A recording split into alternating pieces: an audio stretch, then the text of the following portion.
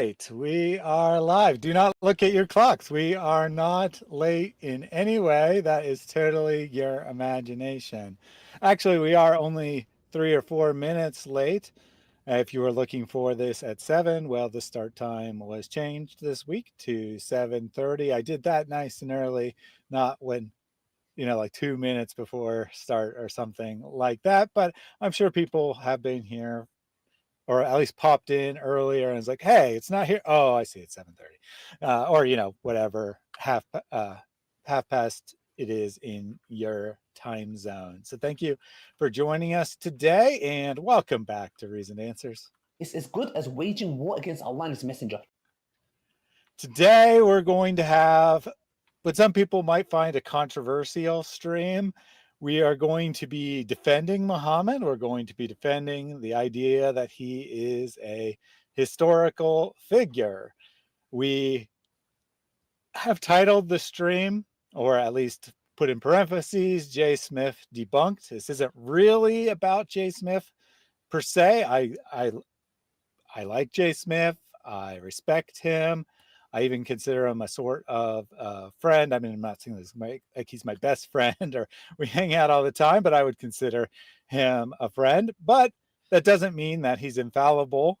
And on this particular issue, I think that he is wrong. So, Mary, what do you want to say as an introduction? I just want to say that I'm going to present. So, if you have the theory that Muhammad didn't exist, that requires with it certain theories about the creation of the Quran and how it came about and what type of book that it is. Whereas if you believe that it came from a singular person, then you could have several other theories. It'd be, and what kind of person it is, that would change what theory you have. But we have one particular book. We only have this Quran currently with us now.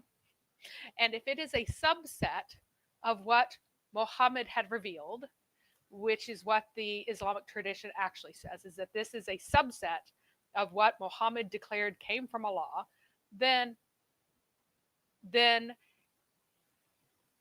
it may have certain characteristics if it came from a holy God, or it may have certain characteristics if it came from a madman or a fraud. But in either case, it would have characteristics that are distinct from the characteristics that it could possibly have if J. Smith's theory was correct, which is that Muhammad did not exist, and this is a later fabrication, which is put together from some pre-existing material, but a lot of stuff spun out of whole cloth. So a combination of pre-existing actual Christian material and then some things that were crafted in an Abbasid court from original material by very educated, intelligent men. So we're going to see how well that works. Are we the correct volume now? I hope so. Yeah, I adjusted your volumes. Several people commented, so it must have been pretty noticeable, but yeah, I only hear Mary, so it's hard for me to say. But I have turned up her volume on my end, so let me know if. If I'm still quiet, I think I may be having problems with this headset because I was quiet whenever I made a. Let me just turn off my headset and I'll just go to. It's not. Well, it's a little bit. I mean, I can turn you up more if I need to. Let me know, and tell me if there's lots of feedback and weird stuff, because there seemed to be weird stuff whenever I was doing my recording earlier, and I thought it was just my recording. So is that helping? It should. Yeah, I think I turned it up substantially, and I don't hear any static. Okay, they say that's better. So are you hearing? Yes. Just let me know if you hear any weird noises behind my voice, because I can change it to my. Okay, it's fine. Good. Because right, so we got that. We got that sorted out. Sorry about good that. Good here. Anyway, so to get back to what you're saying that if you have a hypothesis that Islam is created by a centralized power, you would expect certain things in the text, in the sources. If you expect it to be written by or created by one person who was at least primary, maybe there's some editing, but at least the primary source of the Quran, you would expect to find different things, and thus it is testable which one is the correct theory just by what we have now. I think is what you were saying, basically. Yes, and I'm going to go back because people are now agreeing that it's fine. I'm going to go back again to my headset because some people are still like, no, it's not good, but everyone says that it's pretty good now. All right, so if we can share my screen, we can go forward and we will work out what these would be. And so here's my very controversial title. But before you do that, let me just take a couple of these audience comments real quick. Jack says, imagine if AP and Thaddeus had a live stream. Would it ever start? And Professor Yaffle says, we've been talking nonsense for half an hour in Thaddeus's absence. Well, you need to stop that now because now it is my turn to talk nonsense. And Gorton says Mary's a bumblebee today. I agree. Looking very sharp in the yellow and black. I'm a lemon. Good stuff. Lemon. And Snoopy says, at least this time, Thaddeus remembered to turn on his computer. Hey now, Snoopy. I might not be an expert, but that's a little excessive. And a super chat from Jack Ray. And Allah will bless you in a million ways. You find the tree will grow and you will have lots and lots of wealth. This is the example that we gave to the children. And I'm letting you know that when you sow that seed by giving, you shall receive much more than you gave by the will of Allah. Give as much as you can, for indeed you will reap much more than you have sown. Jack says, TikTok, time to rock. And indeed it is. We'll rock right into Mary's presentation.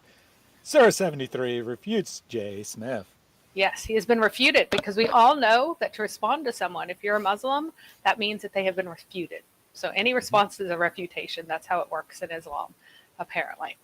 So we are going to go right in with what Surah 73 and all of the Quran ought to resemble under each of three options. So here's one major theory, that the Quran is the eternal word of Allah, which was present with him before being progressively revealed, through Muhammad, right? That's option number one. In this idea of how, in this theory, the Quran necessarily must be a harmonious and coherent whole produced by the most elevated mind, because it's produced by God as a singular production, because it was produced before time. It's eternal. So it's a singular production. It wasn't produced in pieces.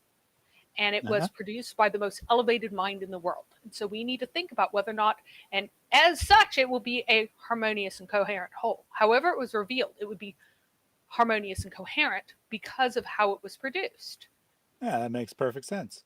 No religion can ever debate this. Exactly. Now, here is a second theory. The Quran was an artificial fabrication of a central authority, a great power that had conquered all of Persia and much of the Eastern Roman Empire and had some of the most brilliant scholars of the day as its subjects.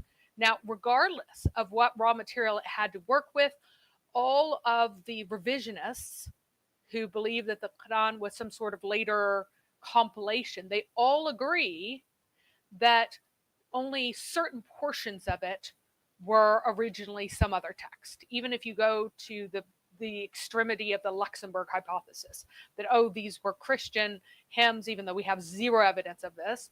If you go with that hypothesis, only some parts of them, even in his hypothesis, were Christian hymns, and all the rest was made of new material that was made and reinterpreted by this intelligent central authority. Because remember, this is now one of the most greatest powers in the world who had at their disposal anyone they pleased to do whatever they demanded. Mm-hmm. In this case, we also expect that the Quran is a harmonious and coherent whole, because it's produced by the most intelligent bureaucrats in order to forge an appropriate religion for a new empire. So everything would be targeted through this fabrication process to produce something that is suitable to be the religious document for this new empire. That they are so powerful that they're going to be able to fool everybody into accepting. So right. both of these options require the Quran to be harmonious, coherent, and intelligent. We deny it. Islam does not agree with it. Real quick from the audience here, Andrew, I think it was, said, oh, sorry, it was Houston, fails option number 1. Well, yeah, we've been over that in previous weeks. It does seem to fail option number 1. And actually even Muslims indirectly would agree with that, because they'd be like, oh yeah, it's like that because it was revealed one verse at a time over a period of 20 years, which it inherently implies they know that it's consistent with it not coming from a pre-existent eternal source. Right. All right. So what is option number 3, Mary? Here is option number 3. The Quran is more or less what is preserved of what Muhammad made up as he went. So as he went along, he made it up and he falsely claimed to be from God. So this is the third option. And in this case, what would we expect? We would expect the Quran to have contradictory orthopraxis. That means how to be a Muslim, how to be a follower of Muhammad's God, and contradictory orthodoxy, which means what you're supposed to believe about God. And that was because they were spontaneously invented by an uneducated man and modified in an ad hoc manner to suit his current circumstances. So that means that on the spot, Muhammad, who was uneducated, made things up based upon his understanding that he gathered from his circumstances. And then whenever his circumstances changed, he changed what he taught. And therefore, it will be neither coherent nor harmonious. So you might not be able to tell the difference between the Quran of number 1 or number 2, because it will be harmonious and coherent. Mm-hmm. But if it is not harmonious and it is not coherent and it is contradictory, it can be neither 1 nor 2. So Muhammad Hijab will supply the reaction for number 3 there. Absolutely sickening and disgusting. That's what the text will be in scenario number 3. I love it. So Jay Smith, and I'm harassing him here right now. He tends to try to refute everyone by declaring that things in the Quran are not embarrassing because they're about Muhammad overcoming things. What? Overcoming his previous teachings, which were stupid, overcoming what the Quran used to say, which was really dumb. No, that's ridiculous. He tends to lump everything that is contradictory or displays Muhammad's stupidity into the category of some kind of triumphalist narrative where Muhammad was this poor man and yet he overcame by this. But you can't do that with most of these issues. He tries to insist that the only criticism of the narrative that this triumphalist narrative is that it's embarrassing and that he can simply assert that Muslims wouldn't have found it embarrassing because Muhammad wins in the end. However, this misrepresents both the events and the arguments that people make. There might be triumphalist reinterpretations of some elements of Muhammad's story, but triumphalism itself, it poorly fits what is actually happening in this narrative. Instead, Muhammad gets caught having taught things he has to retract. He has to retract things that he taught as something that people must believe. And he also gets taught having to retract things that he's taught people to do. And he has to cover for obvious blunders when they are caught out. This shows that his religion is actually being made up as he goes along, and the Quran and the Sirat literature reflect this, how Muhammad fundamentally changed any number of his beliefs. So everything from his address to his holy deity at the beginning, changing if you put the Quran in order from early verses to later verses as best as you can, you will discover that he never calls his God Allah until quite some time has passed by. He's only your Lord, our Lord, occasionally the Lord. And then suddenly he appears and he's Allah now.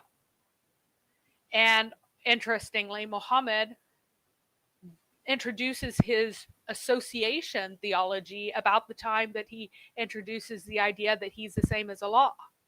So before that, he doesn't have association. Shirk theology doesn't exist in the Quran. So who his God is changes. How you're supposed to worship his God changes. And in Surah 73, we see one of the most obvious instances of how you're supposed to be a Muslim changing drastically right in front of your eyes. Very obviously, there is an order to all the people, to Muhammad, and thus to his followers at a particular time. And then there's a modification of the order, and then there is the utter retraction of that order. And it is complete absurdity. Now, quick comment from me there. This would apply to Robert Spencer as well. I had the opportunity to ask him about embarrassing things in the Quran or in the historical narrative of Islam, and he dismissed the question. He's like, well, they didn't find him embarrassing. And then he talked about like jihad and the age of Aisha or something, which isn't what I meant at all. I meant like stories of Muhammad failing, him getting revelation from the devil, not being able to tell the difference between the devil and Allah lying to him, tricking him into believing the wrong number of people were there. I mean, just all sorts of things. Him getting accused of stealing, like, and not, here's the important thing. So if you're a caliph, right, you might make up a story of your prophet getting accused of doing something wrong, but then you would also make up a story of Allah humiliating the people who had accused him. But that never happens. Instead, Muhammad just randomly blames this completely innocent dead slave dude because he didn't have anybody who cared about him or loved him or who were affected by the fact that he got blamed. So-and-so is a martyr. Oh no, he's not a martyr. He's the one who totally stole that cloak that I was blamed for stealing. Funny how he only knew it when the guy was dead. And this is the kind of story that shows that Muhammad was a real man.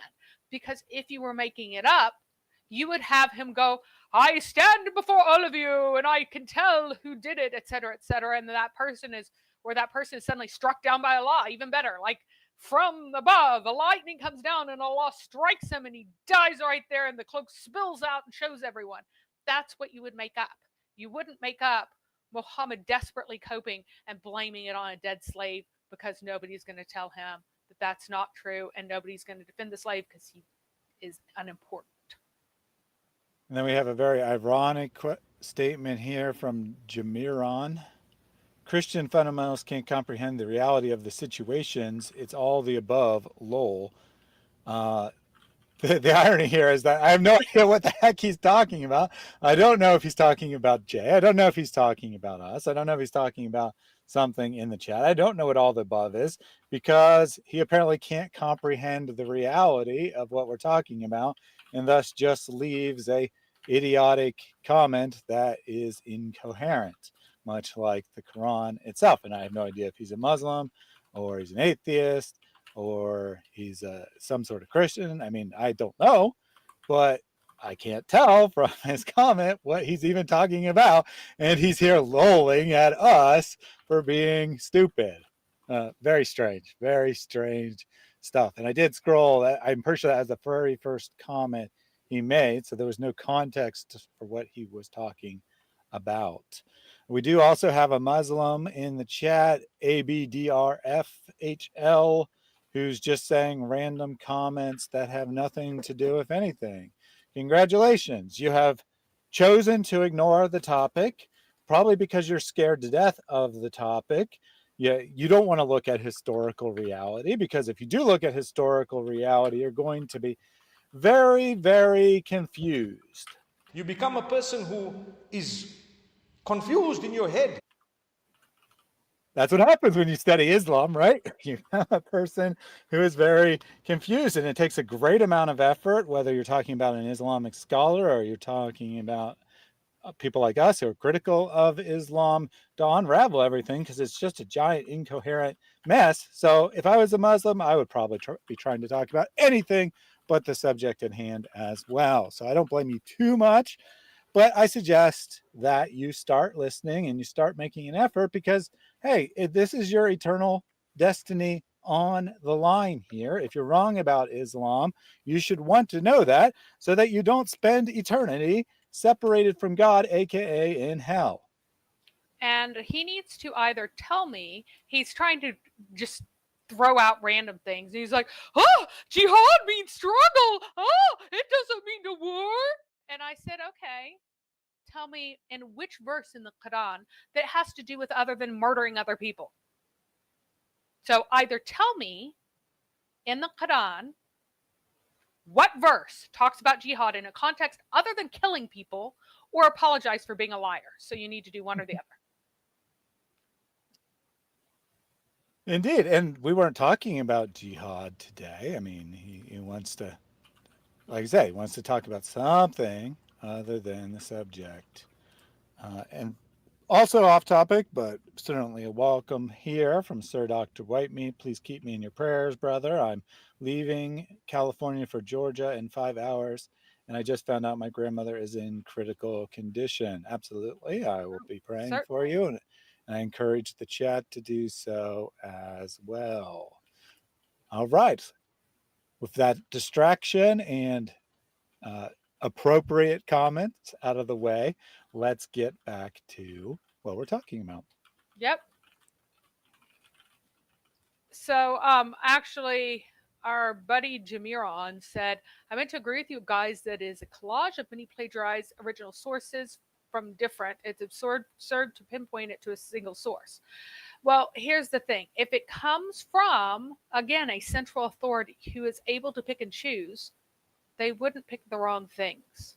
The Quran itself represents itself as a particular type of document. It says it is nothing new. That it says that it is revealed from the book, the same book. There's only one book, by the way. People who are like, oh, so-and-so has a book and so-and-so has a book and so-and-so has a book. That's not how the Quran talks about it. It talks about revelation from the singular book. So the Jews and the Christians the Christians are supposed to have, in the Injil is supposed to have, the miraculous revelation through Jesus of all scripture previously. The scripture of Noah, the scripture of Abraham, the scripture of Moses, all of these people together. And it's all like it gets appended to when some new prophet comes along and does something new. And Muhammad, the Quran itself is supposed to be everything that came before, with the last little bit that was specific to Muhammad. The only way in which it's supposed to be different is that it will contain different regulations. If you look at what the Quran says about itself, it wouldn't say something that blatantly untrue and stupid if it were written by people who had any idea what was in the Injil and in the Torah. They wouldn't say such moronic things because they would have access to those things. You cannot tell me that the people in the Abbasid court did not have the access to other people's scriptures.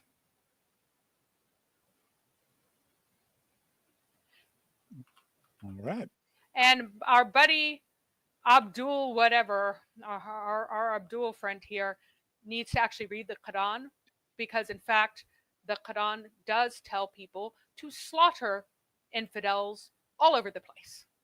So, and you just said, you're like, no, it's never called. That's just they just tell what happened in Mecca for centuries. No, it does not tell what happened in Mecca for centuries. It orders people. It says that jihad has been required of you, yet you dislike it. So abderf, or whatever this is supposed to mean here, I suggest you read the Quran instead of making claims about something you've obviously never read in your life. Now, don't feel too bad. And it's very common for Muslims to have not read the Quran in a language that they understand.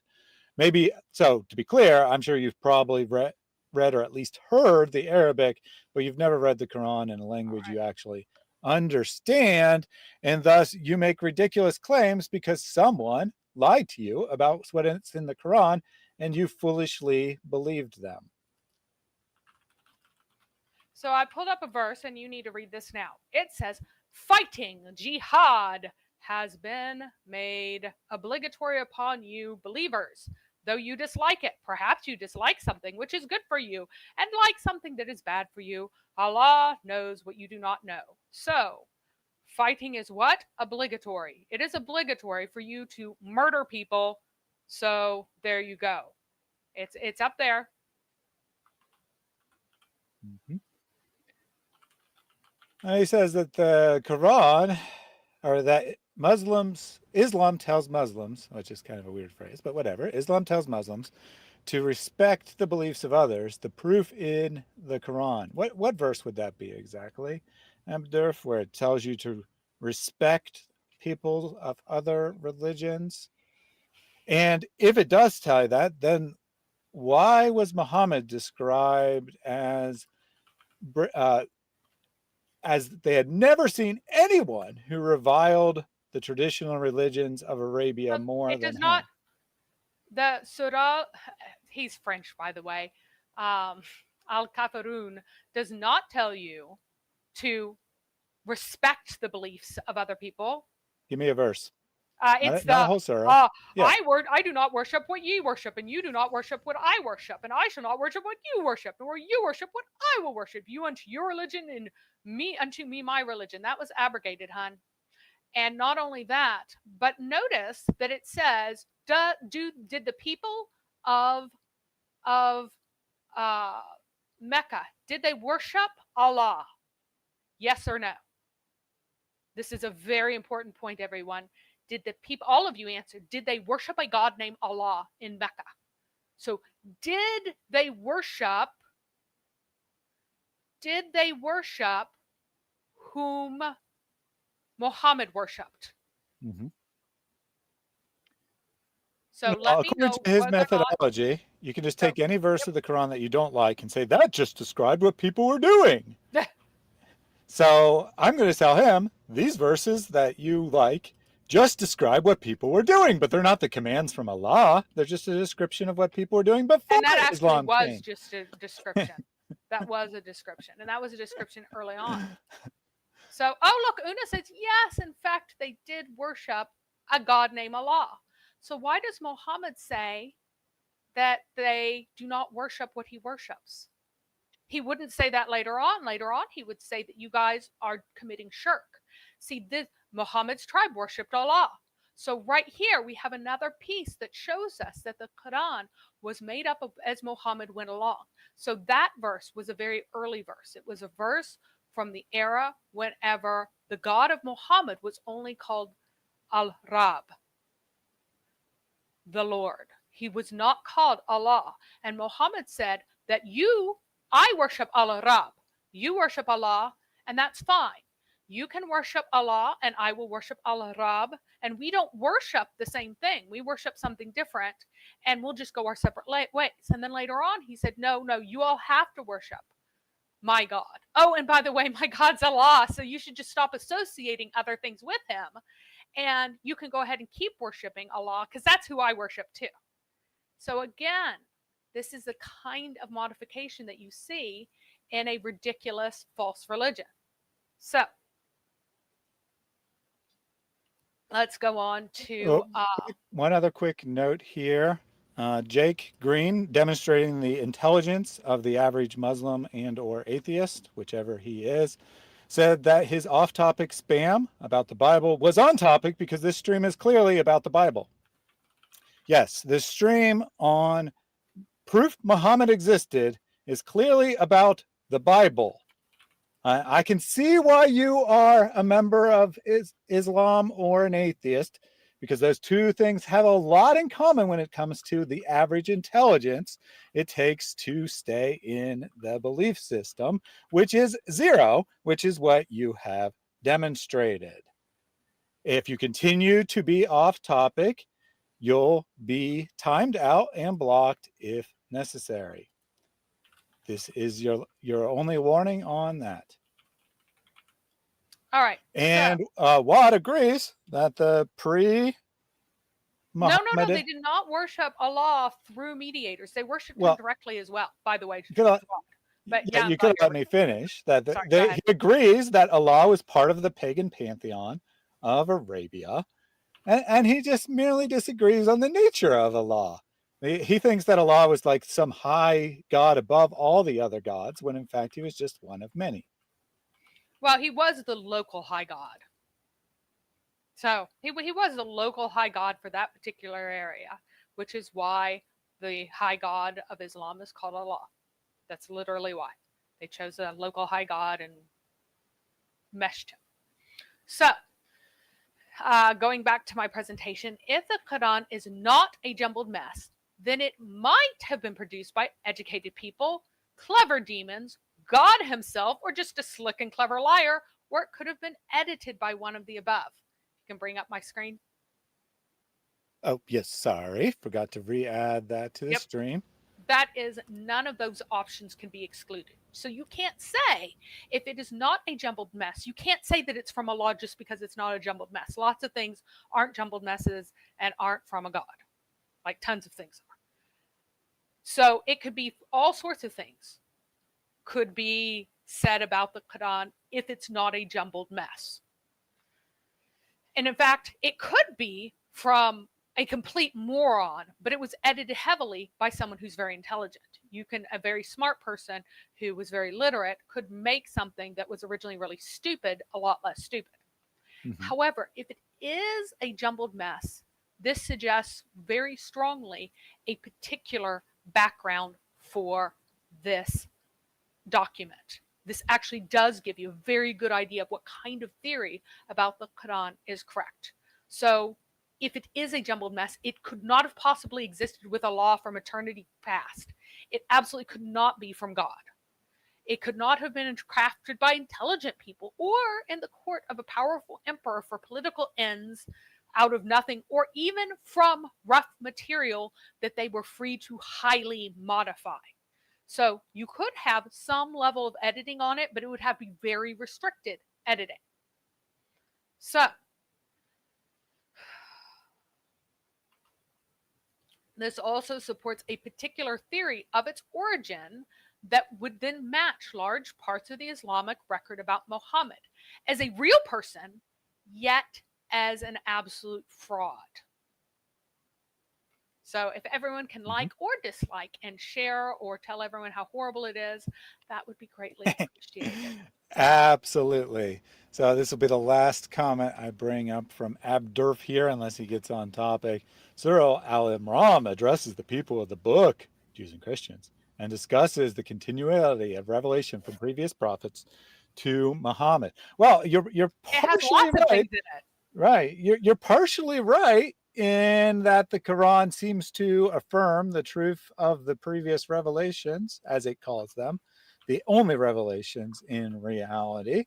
The problem for you and for any other Muslim is that the Quran directly contradicts those things that it claims that it is affirming. Seems the author of the text intended to do one thing, but because he didn't actually know what was in those texts, ended up doing the opposite and contradicted it left, right, and central. But let's say, for the sake of argument, that Islam is a very peaceful and loving religion and blah, blah, blah, and all the other nonsense propaganda you want to spread.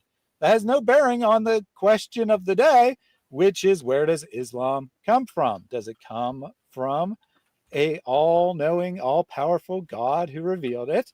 Does it come from a singular, marginally competent individual? Or does it come from a centralized authority who was able to craft a imaginary narrative about the past? That's the question being asked.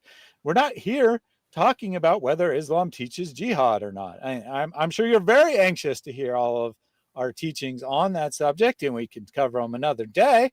But even if your nonsense is correct and Islam is very peaceful, that doesn't make it true. And it certainly doesn't have anything to do with what its origin story is. And that's what we're looking at. So if you want to learn about the origins of your very peaceful and loving religion, then by all means, stay tuned, listen, maybe do something extraordinary and actually, turn that volume up to where you can hear it. And if you're not interested in that and you want to discuss jihad, awesome. You can email me and we'll set up a time to go through all your asinine theories about what true Islam teaches and correct the 99.9% of all Muslim scholars who have ever lived who think otherwise. I think that should lay that to bed. Now back to the jumbled mess of the Quran. All right. So again, I would like Mr. Abdurraf to understand the fact that Muhammad said that the people did not worship his God because his God was who? Al-Rab at first. He added the name and identity of Allah to him later. Now, it is true that it seems most likely that Umayyah ibn al-Asalt, who was in Taif, had assigned the high god the name of Allah because that was the local pagan high god's name. And Muhammad eventually adopted that name and was like, okay, yeah, you're worshiping him. At the same time, he adopted his identity, not only his name, but his actual identity, and said that you're worshiping pagan gods alongside him. That would be as if a Christian went to the pagan Greeks and said that Zeus guy you're worshiping is actually our God too. You just happen to worship other gods with him. Absolute nonsense, because Zeus is a pagan god, just because he happens to be the high god. Very, very silly. So Allah was not a neutral name for a god. It always meant a specific pagan god. Anyway, and no, each Quranic letter does not have 70,000 meanings. That would I think that's a gotta be a particularly joke, right? stupid book. That's got to be a joke. It has to That be. can't be a No one can serious be that comment. dumb. I refuse to believe it. All right, now, Surah 73 is one of the sillier, more jumbled surah. So that means that it cannot be from Allah or a particularly intelligent fraudster. It can be from a dumb fraudster, but it can't be from God. It can't be from a very smart person. Okay? So, pray almost all night, or maybe around half, is the first instruction that Muhammad supposedly gets here. Right? Mm-hmm.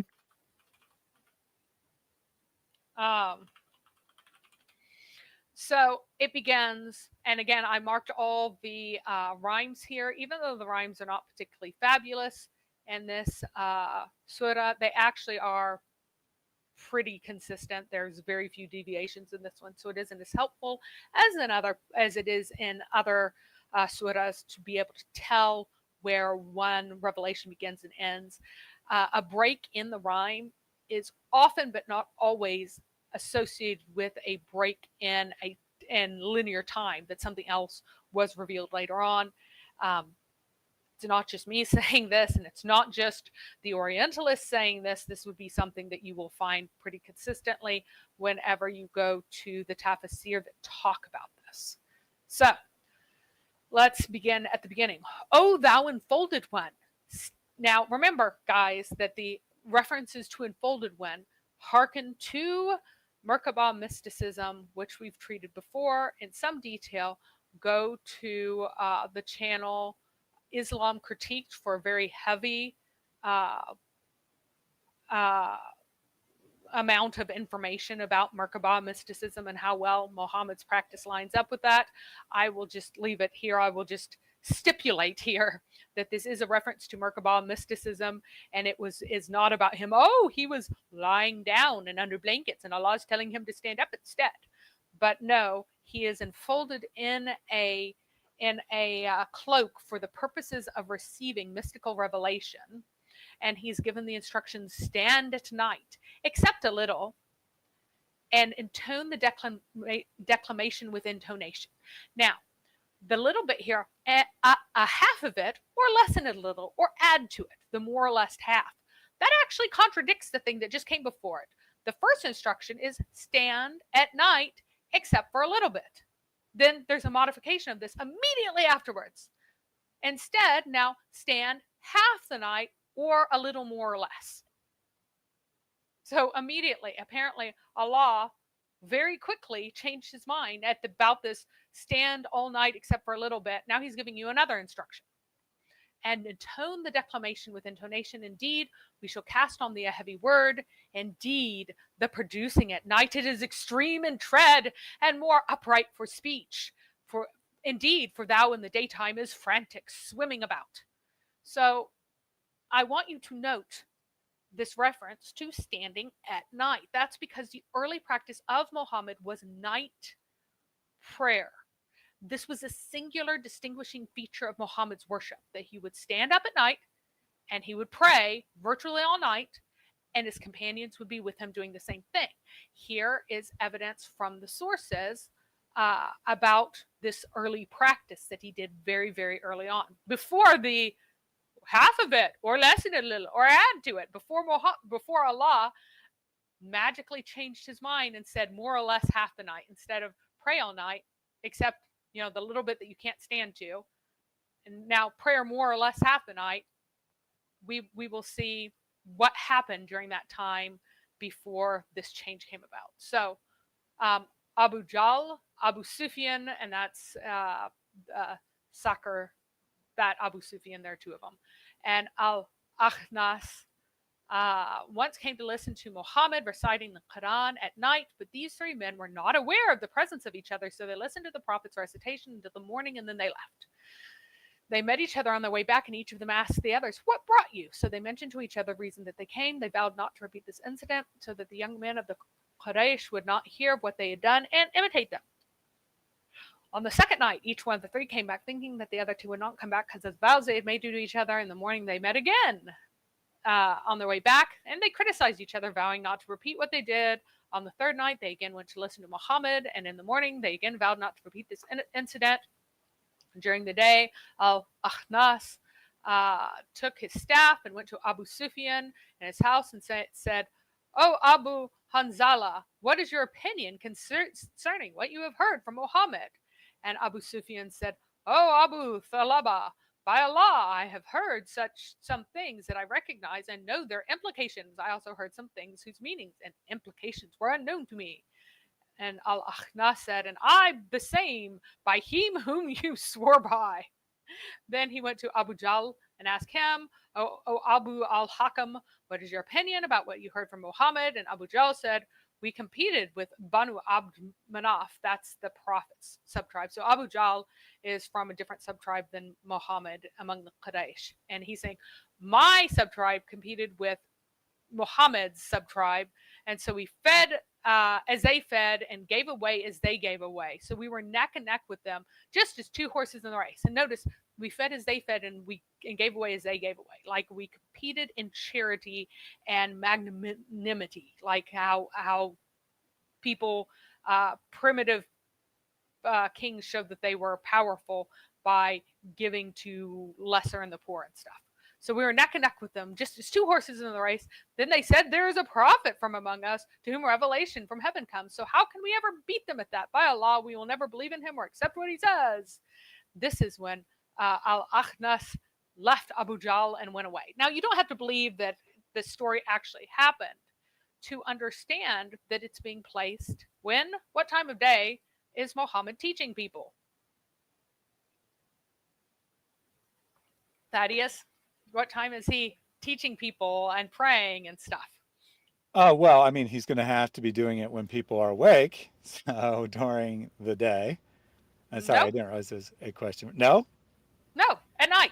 Only at night. Well, okay, in the evening, right? Only But at night. No, not in the evening. overnight? All night long. He is Really? standing and praying. He is ordered to pray "O thou enfolded one, stand at night except for a little bit." He was ordered to stand up all night long and pray except for a tiny bit.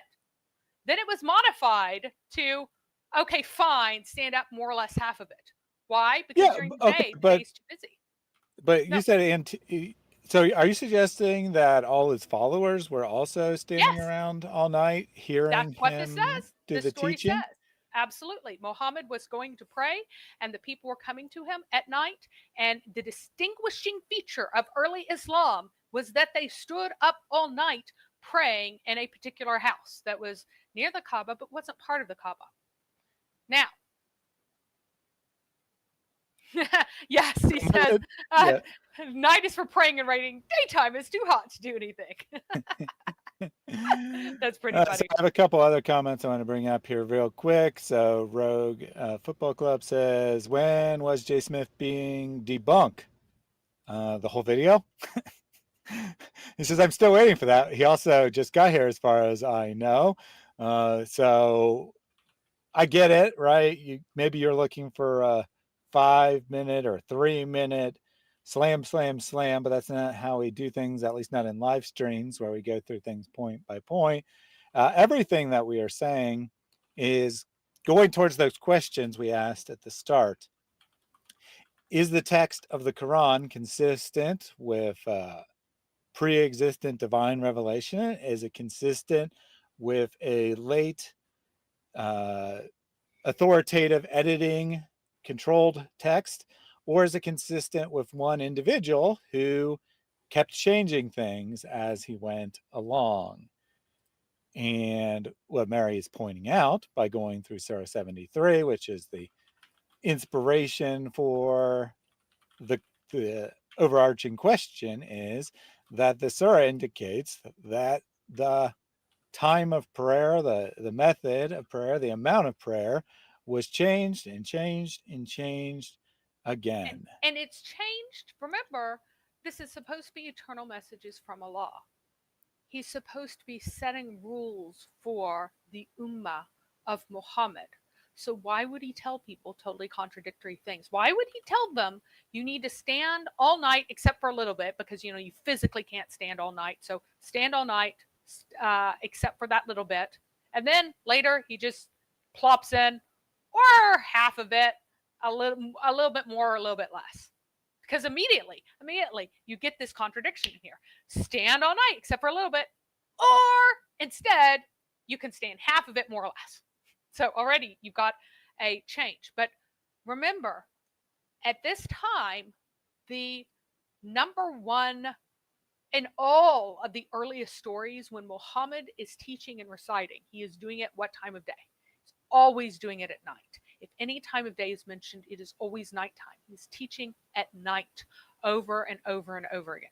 So, now Muhammad's first prayer site, for some reason Muslims don't know this, I don't know, but it's the court of Arqam ibn Abul Arqam. Okay, he was a very young orphaned adult, but he was the heir of his father. So he was like 14 or 15. He was considered old enough to inherit from his father, but so he was a legal adult, but he was a very, very, very young legal adult, like barely legal age. And it's called Darul Arqam, the court or house of Arqam. Okay. And it's built on Safa with the southern door obscured by the slope of the hill. And supposedly this is because they felt safe there. But the fact that it's on Safa might also be suggestive that it was a little bit up the side of the mountain. It was not at the Kaaba. Now, the excuse in the historical sources is that the Muslims were too weak until Umar was converted. But this is a very silly excuse, because Muhammad was protected by the Hashemites and not by one dude from a very weak clan. And in fact, you will see in Umar's conversion that Umar is warned, don't hurt him. He's protected by the entire clan of the Hashemites. They will protect him. He could have taken his butt into the Kaaba, prayed anytime he wanted, but he didn't. Why didn't he? Because he wasn't praying to Allah yet. He was only praying to Al-Rab. So, and then Ibn Ishaq said, we could not pray at the Kaaba until Umar became a Muslim, and then he fought the Quraysh until he could pray there, and we prayed with him. And then Umar became a Muslim after the Prophet's companions migrated to Abyssinia. But this, as we will see, and this very same source is absolutely nonsensical. So here is Umar. So real quick, I want to bring up this from Carol here because she's right on point here, that the stream is more about proving that Muhammad is real rather than dealing directly with Jay's ideas. I mean, we're not going through like a video of Jay's point by point, but demonstrating that Muhammad is a historical figure certainly would. And I just picked Jay as a I just right. picked Jay Well, as he's a the representative. Right. He's not like the most well-published academic on the subject or something, but he is the most visible representative of the theory. He's only the person who's talked about it the most on YouTube. So thus, you know, we choose him as a foil, but it's really about the theory, right? It's not about Jay. As I said at the start, I don't have any problem with Jay personally. I like him. He's a good guy. His heart's in the right place, but he's wrong on this particular issue when he claims that Muhammad is a fictional character that was invented by a ruler, a caliphate, if you like, 200 to 300 years after the time that he supposedly lived. So, Jay Smith, the entirety of the revisionist theories require that there be intelligent editors behind the Quran that we have now, who were reasonably free to alter things and craft from whole cloth entire surahs. In fact, you had to have a lot of editorial freedom for their theories to be correct. I am saying that this surah is so stupid that no intelligent editor in the history of the world would have put this in a holy book.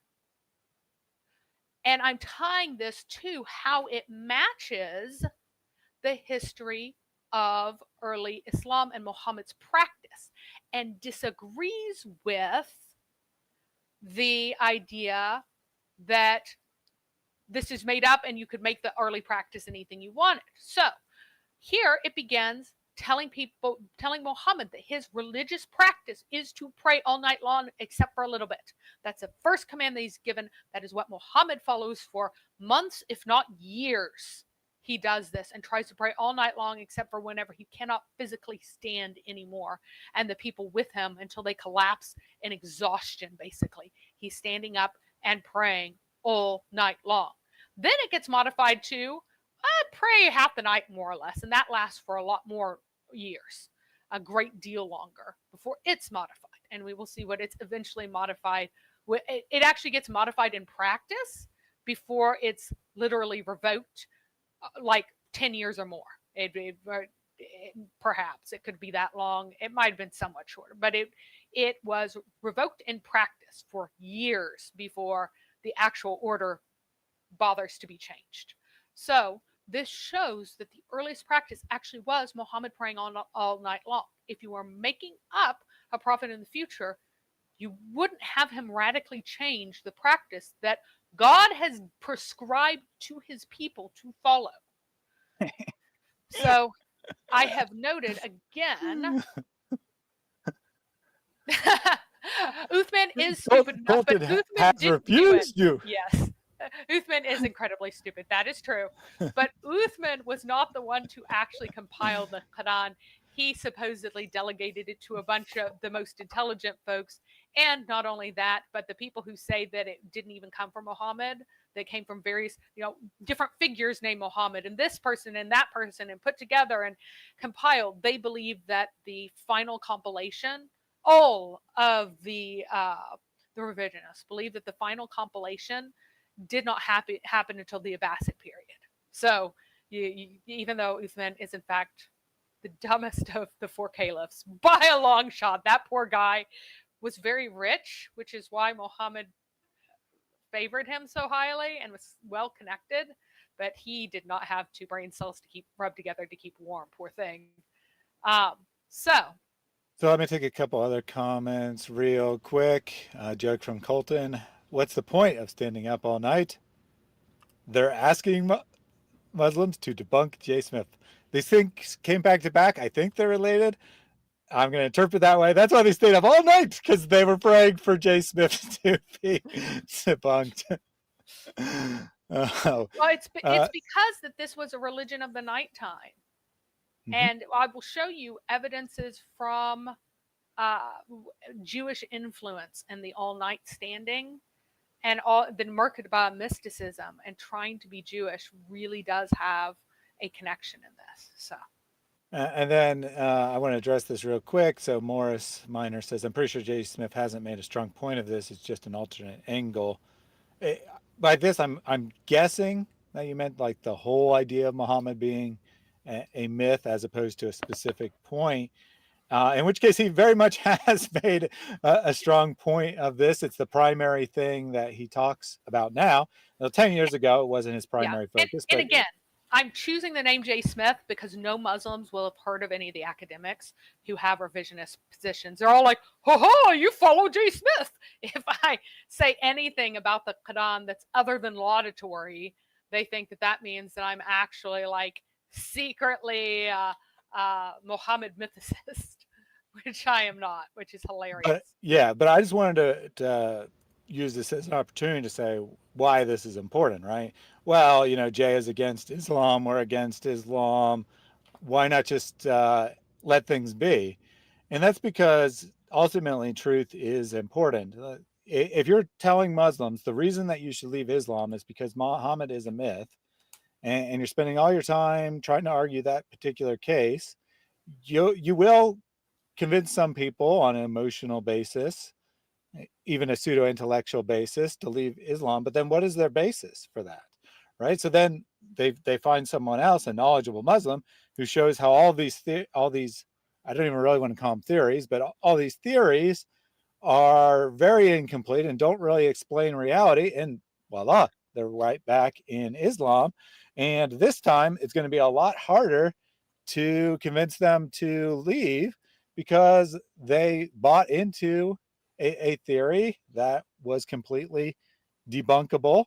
And now they're going to suggest that anything else being said by a Christian is along the same lines of doesn't hold up to scrutiny. I don't want to say complete nonsense, but doesn't hold up to any kind of vigorous scrutiny. So I think it is important to have these discussions on whether the topic is one that Christians should be pushing. I do think that Christians should be questioning the Islamic historical narrative. They should be absolutely just not taking it for granted, and they should be encouraging Muslims to question it as well.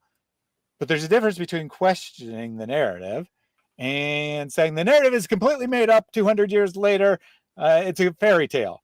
Because if that's what you argue and that's not something you can really sustain, then you're just shooting yourself in the foot ultimately. So, and I want to talk about what I'm confident about and what I'm not confident about. I'm not confident about a huge amount. I don't know what Muhammad was running around doing for the first years of his prophethood at all, because the very first years, because all the sources are contradictory. He was not warning people, yet the earliest Quranic verses we have are things telling him to rise and warn. So he's already warning people. What happened in the interval between him going, oh, I'm getting these verses from Allah, and the time whenever he supposedly met something in a cave? What happened then? I don't know. No one can know, because the sources on that are really, really shaky and try to fill in these gaps. So really interesting things are happening there. But we can't recover what they are. I have no confidence in the actual narrative of these three individuals going on 3 different nights to this location.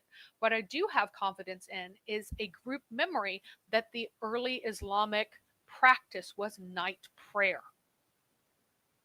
See, because where are they going to find Muhammad at this time? Why, of course, praying at this house. So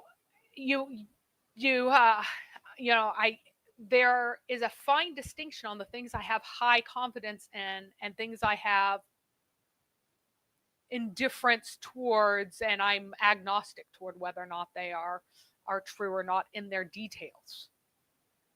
So I get my history from Ibn Kathir, but that's about as reliable as History Channel's Aliens, I suppose. And from Ibn Ishaq and from Al-Suyuti and from all the rest of your silly little Islamic sources. Mujahid is quoted, Qatada, and all of those folks are quoted many, many times. That said, I have never heard a program on the History Channel trying to debunk Islamic history. That would be far too sane for the type of stuff they tend to put on. They tend to, I mean, they do have some serious mainstream normal documentaries, but they tend to put on the most crackpot people you can imagine, no matter what the subject is, because they're not interested in facts, they're interested in entertainment. But if you think that they're talking about revisionist Islamic history and Mary's debunking revisionist Islamic history, sure, then I think that maybe you need to work on your comprehension skills. I know it's very difficult. I mean, your name itself gives that away, that you lack basic comprehension and logical thought, but try. Please just try. Yeah.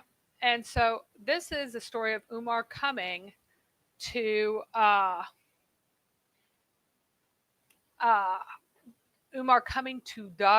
Arqam. So our courtyard of Arqam, which was the first place that Muhammad was worshiping. If you guys remember what I just said short while ago. So the Islam of Umar, so I've heard, was on this wise. His sister was Fatima, and she was married to Sa'id ibn Zayd, etc., both of whom had become Muslims and concealed that fact from Umar. So his sister and his sister's wife, his brother-in-law, are now Muslims. Now, another dude had become a Muslim, also concealed that fact out of fear of his people, and one person used to come often to Fatima, the sister of Umar. This is not Fatima, daughter of Muhammad. It's Fatima, sister of Umar, to read the Quran to her. One day, Umar came out girt with his sword. And notice, to read the Quran to her, this is going to be very obviously a physical book in a moment, or pages, pieces of palm leaf. So one day, Umar came out girt with his sword, making for the apostle, and a number of his companions who he had been forward were gathered in a house at Al-Safa. Now, what would that house be? That would be Darul Arqam, the house at Al-Safa, and all about 40, including women. With the apostle was his uncle Hamza and Abu Bakr and Ali from among the Muslims who stayed with the apostle and had not gone out with those who went to Abyssinia. And the first dude, who was from his tribe and had concealed the fact that he was Muslim, he came out and asked him where he was going. I am making for Muhammad, the apostate, who has split up the Quraysh, made a mockery of their traditions, insulted their faith and their gods to kill him. You deceive yourself, Umar, he answered. Do you suppose that the Banu Abdu Manaf will allow you to continue walking upon the earth when you have killed Muhammad? Oh, what was that? Who was it? Why couldn't you mess with Muhammad? Was it because of Umar? No, it's because of the Banu Abd Manaf. That's the tribe above the Hashemites even. So it's saying all of Banu Abdu Manaf would get him, because the Adi tribe was not even from this particular grouping of sub-tribes, but an outsider, and they were also very poor. They were the only tribe that did not have a nobleman, a Sayyid, someone who was wealthy enough to represent them in the council house, according to other sources. They say that, Umar was super psycho and violent, probably because he was wanting to defend the honor of his tribe, who had no nobleman to represent them in disputes. So he just tried to threaten people with his sword until they obeyed. So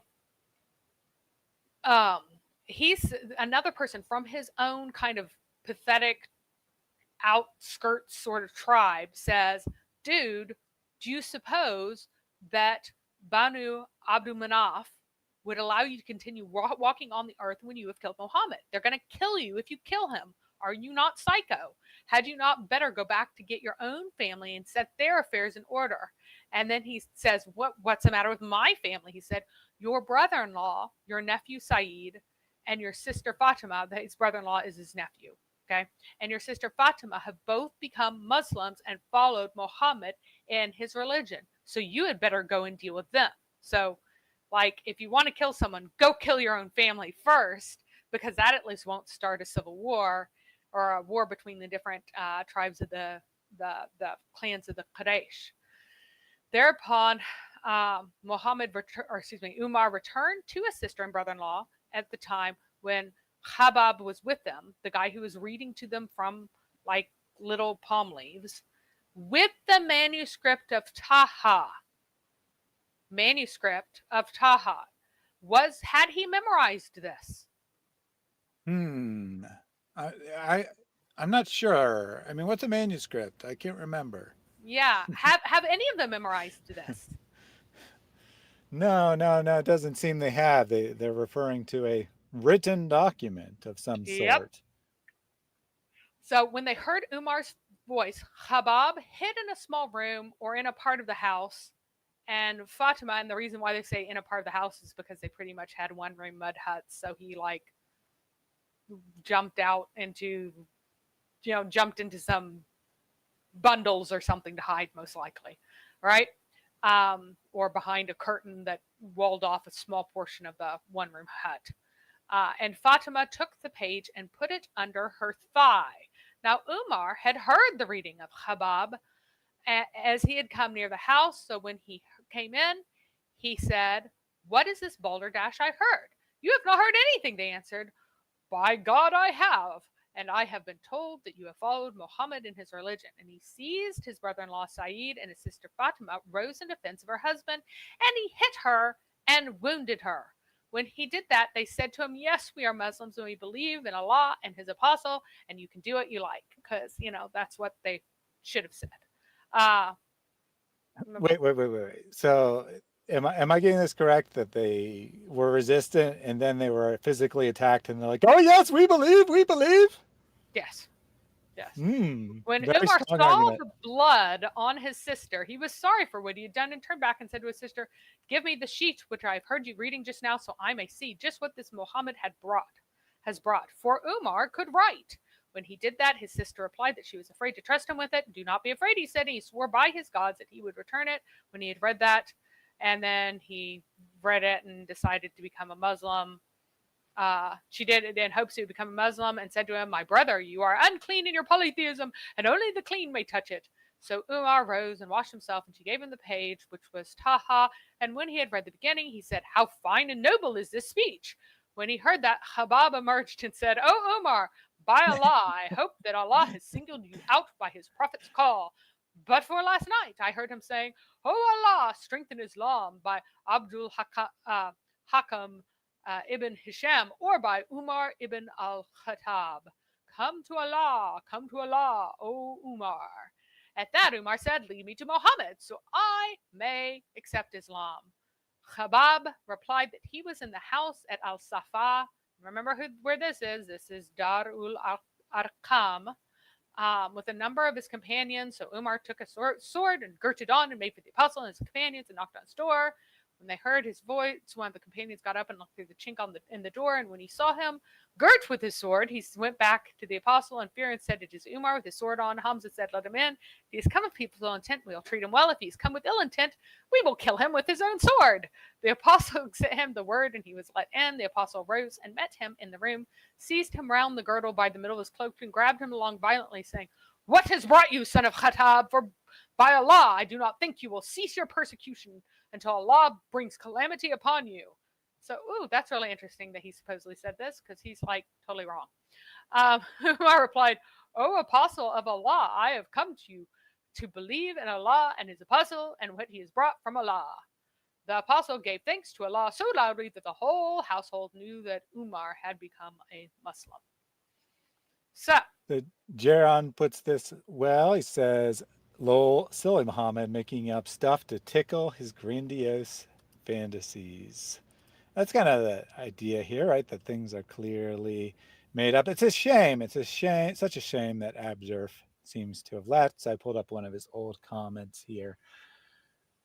I wonder what he would say about how these people are being brought into Islam. I mean, there's no restraint in religion because the right path is distinguished from error. And apparently the right path is to beat people until they submit and enter into Islam, saying that they believe, because Islam is a very peaceful and loving religion, which is still made by an incompetent fool who can't seem to get that across clearly because he keeps with his actions and his words telling people to be violent.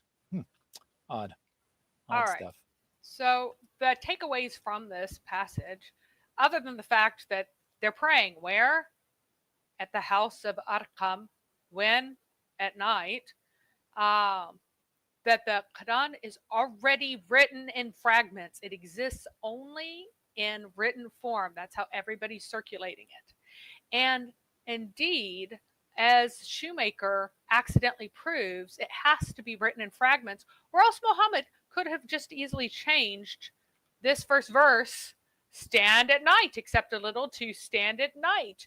Half of it, or lessen a little, or add to it, and it's just gone straight to that. He would not have had to have added and tacked on and inserted in. He developed a theology that allowed him to insert things into what he had revealed, but he needed that because it was being circulated in written fragments. And you can throw out an entire surah if it wasn't a popular one. You could get away with throwing out an entire surah, but you can't get away with jumping from one ayah to another, and without a darned good reason. So Umar was warned that Muhammad's own relatives would avenge anything done to him. So it's not that they could not have gone into the Kaaba, right? They could go into the Kaaba easily. Because why? His own relatives would not allow anyone to hurt him, even though they didn't like what he was doing. It's the way these primitive tribes worked. It's why later on, Ibn Lahab, he threatens someone and punches his own wife in the face and knocks out her tooth when he hears a rumor that Muhammad had been kidnapped, because he's like, I may not like what he's doing, but I will kill the person who lays a hand on him. Why? Because they're from the same clan. These are gangsters. They act like gangs. They protect the other people in their gang. 3, Umar hits women. He hits women as a pagan. He continues to hit women as a Muslim. He just likes beating up women. He beats up his wife after Muhammad is dead. He hits his wife so much that she screams at the top of her lungs, and someone else who's staying in the same house with him comes running to try to rescue her. And he says, no, Muhammad said that you will not be questioned for the reason that you beat your wife. Because Muhammad did tell the men to stop beating their wives for a little while, which is why early Islam was quite popular with women for a while. And then suddenly Muhammad started teaching that you can use your wife as a punching bag, and in fact that you ought to if you fear that she is disobedient.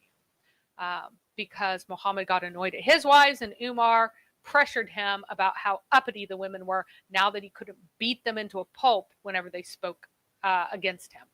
And so Muhammad went, oh, all right, you can smack around your wives again. And the next day, 70 women covered in bruises and cuts and just beaten to a pulp came to him going, why have you told the husbands that they can beat us? And he's like, oh, well, the best of you aren't the ones who beat your wives as much, and just sort of slunk away and didn't change it. So apparently Umar, if you want to take this as a serious comment, is not among the best of the Muslims. So any of you who want to say that Umar was not among the best of the Muslims, please say that. I would really enjoy it. Anyway, yes, he was Yes. a hitman. Yep. Big thug for sure. I have been refuted, however, when I said this is how you bring people into Islam, violence is how you bring people into Islam, because Jack pointed it out to me that there's also the tricking, right? That You is don't true. have to be violent. You could also trick people. And that's modern dawah in a single word, right? Yep. They're trying to prove that Allah was false when he said he was the greatest of all deceivers by being greater deceivers themselves. Islam is deception. That is my one-word summary of Islam: deception. All right. Jack does have a relevant on-topic question though here. Was the beating allowed by Muhammad after he found out his wives were cheating on him? No, the beating was allowed by Muhammad after he wanted to put his penis in his daughter-in-law, and his existing wives protested because, number one, that would bring him above the 4 wives, and they were afraid that one of them would get divorced. Number two, he was barely feeding them enough to, he wasn't supporting them.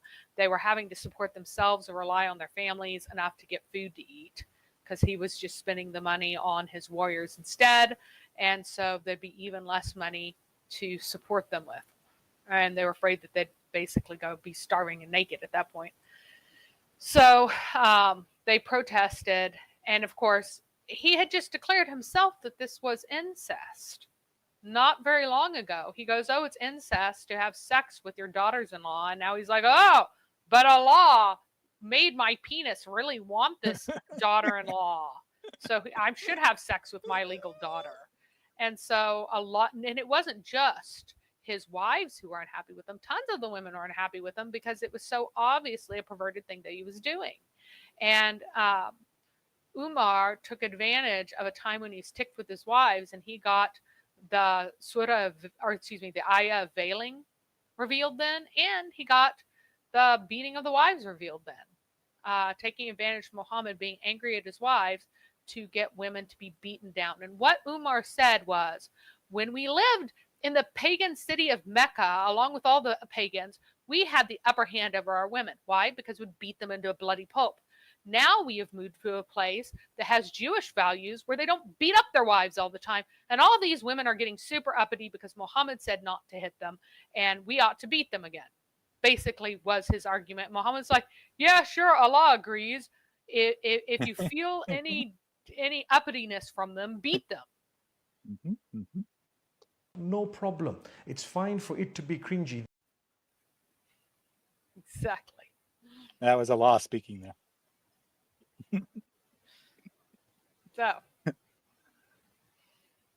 So now the question is, why wasn't he praying in the Kaaba? Since we have now proven that Muhammad could have been in the Kaaba. Because why? Because his own relatives, even though they were unhappy with him, they would have physically protected him and kept anyone from harming him or his followers. So why is it that he was not praying in the Kaaba? And that's because Muhammad did not originally preach that Al-Rab was Hubal Allah of the Kaaba. The Kaaba had no significance. Just like our buddy brought up whenever he said, you do not worship what I worship. Why? Because they didn't worship Al-Rab. They worshipped Allah, Shams. They worship, which is another word for Allah. They worshipped Al-Uzza. They worshipped Manaf. They worshipped all these pagan gods, including Allah. They worshipped Allah. He did not worship Allah. Mm-hmm. They did not worship Al-Rab. They did not worship whom he worshipped. Either Allah is a moron and doesn't realize that he's also being worshipped with them along with shirk, or Muhammad taught that Al-Rab was not Allah at first, and later on, this Allah identity got superimposed. So real quick comments from Sedany the Alaskan. He says, oh my, worst time to join, LOL. My penis really wants this daughter-in-law was the first thing I heard. Hey, I gave my response once, but I'll give it. No problem. It's fine for it to be cringy.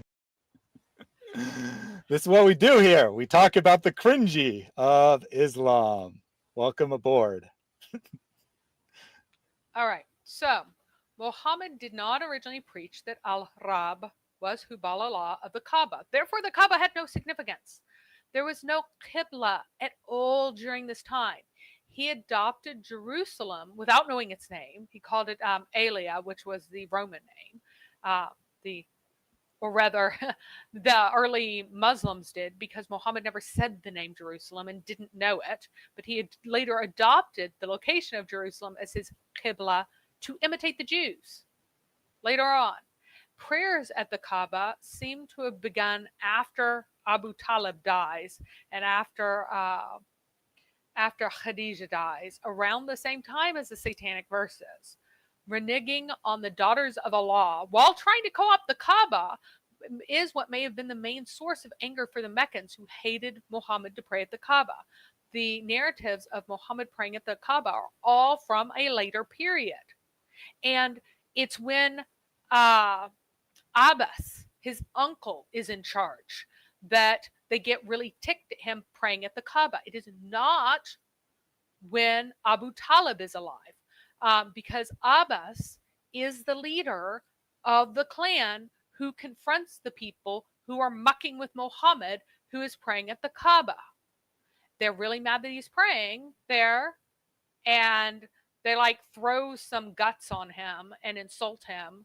And then Abbas comes up and punches one of them in the face and threatens to kill him for messing with Muhammad, because they are gangsters, and that's his, it's Muhammad's in his clan, even though he's not a pagan, or he's not a pagan Muslim.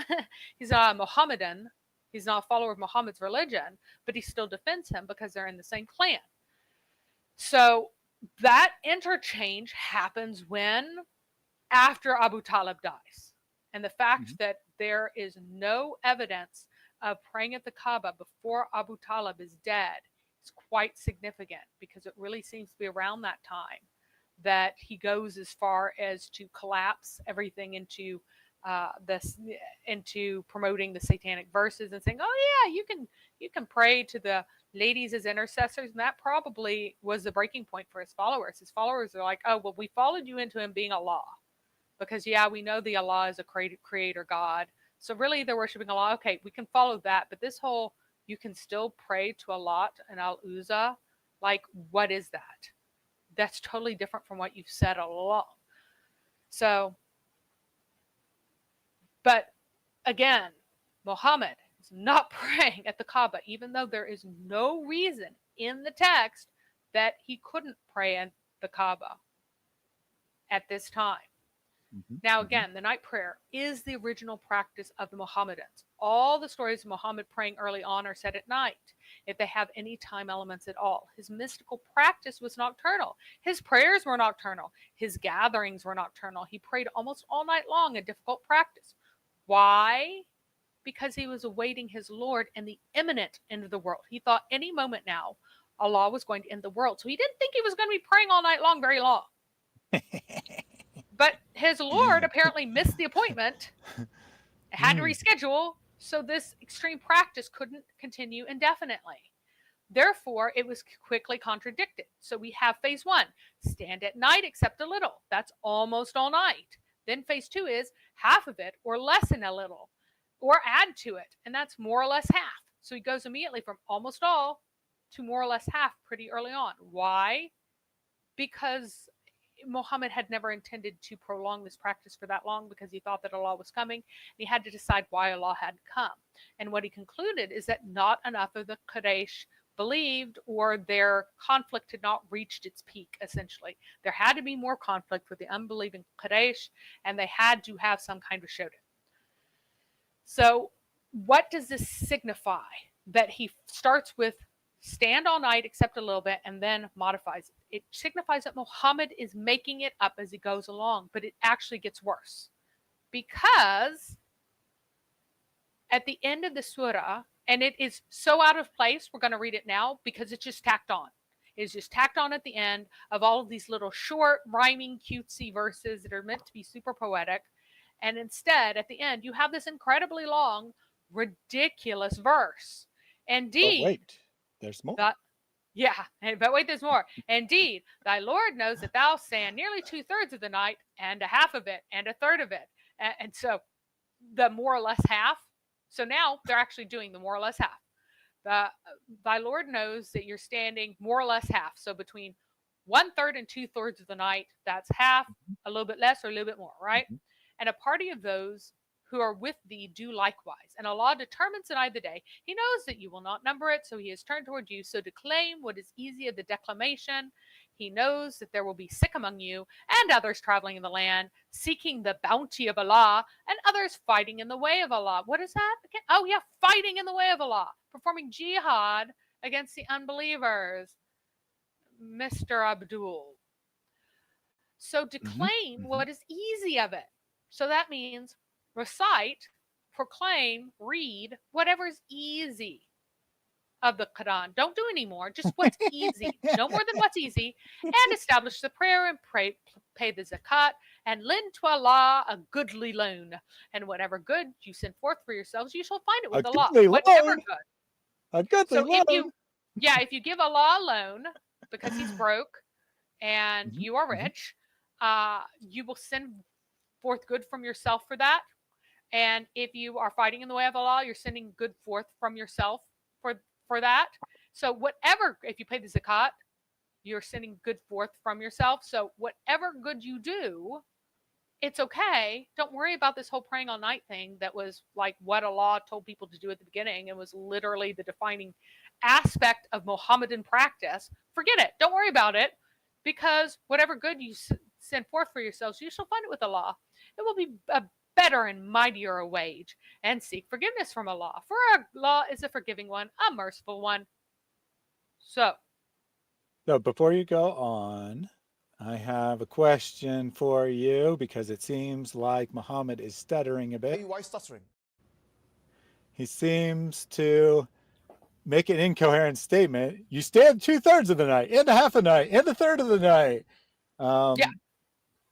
Which is 1.5 times every nights every night. Or if we're taking these simultaneously, then it's just 2/3 and the others have no purpose. So what is the point of this? Why does he say 2/3 and a half and a third? Are those the three they're different supposed to be amounts different that nights. were commanded? So if you go back here, the first modification, stand half of it or less. That's what I'm saying. There's the three modifications, right? It started as 2/3, then it went to a half, then it went to a third. No. It's just saying that you can do anywhere between approximately 1/3 to 2/3 of the night, and that's still okay. The original is stand all night except a tiny bit. So that's like 3/4 or 80% or 90% of the night you're standing. Now he's like, stand half more or less. And that's reinterpreted here as you guys are obeying this modification, stand half the night more or less. You're obeying that. So you're standing nearly 2/3, which is half a night plus a little bit. And then on another night, you're staying half the night. And on another night, you're standing a third of the night. So these are like round up to half, and you're all good. You get credit. Yeah. Carries over to the next night. Okay. So that answers that question. That's what you're doing right now. You are now standing. You're now obeying this first modification. Yeah, some days but 2/3. You don't have to do that anymore. Allah knows that stuff will be hard. You might be sick. You might be traveling. You might be getting rich. You might be fighting. So just do however much is easy. So then my second question here, right? The Quran declares that it's perfectly clear, but it also declares that it's not perfectly clear, and only the stupid people, the unbelievers, whatever, will follow the unclear verses. Is this a criteria for determining what's clear and what's not? Whatever's easiest is the clear command, and whatever's hard is the unclear command? Oh, no. That would be way too easy to be something that they would. No. I didn't mean reality, Mary. I didn't mean according to Islamic doctrine.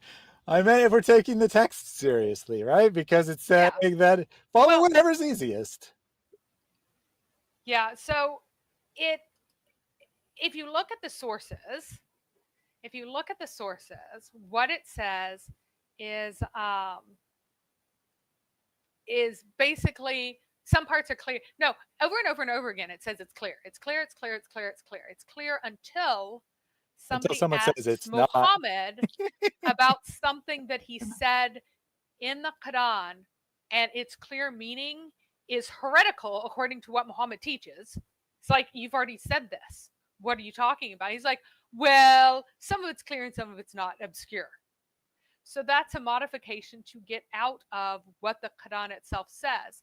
And no one has any idea what parts are clear and which aren't. But if you try to explain unclear parts, you're in rebellion, according to Allah. Mhm. But He will never tell you which parts are unclear. In fact, according to some people, only 7 verses of it are clear. But nobody knows which 7 verses these are. Just so you know. So I think to be safe, you should just not follow any of it, because you don't want to accidentally follow the unclear parts. Then you'd be in rebellion to Allah. So just ignore all of it, and you should be good. Something That's my advice like to that. Muslims. Yeah. Start ignoring all the Quran as per the command of Allah. And yes, Davy Jones's comment, the Quran is so clear you need dozens of hadiths and commentaries to explain one verse. That is true. You need many opinions for many of the verses. So,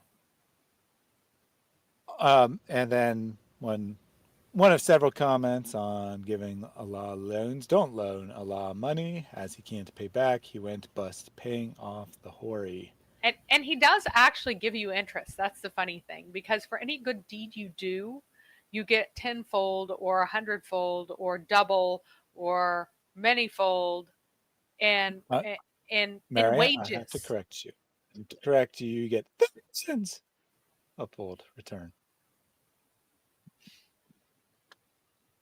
All right. So again, phase 1 was stand at night, except a little. So that means you're praying almost all of it. Phase 2 was stand half the night, more or less. Now phase 3 is, meh, you're a jihadi now, and night prayer is hard, so just do whatever's easy. No more required late night prayers. However much is easy for you, since it's hard to pray and make money or kill people at the same time.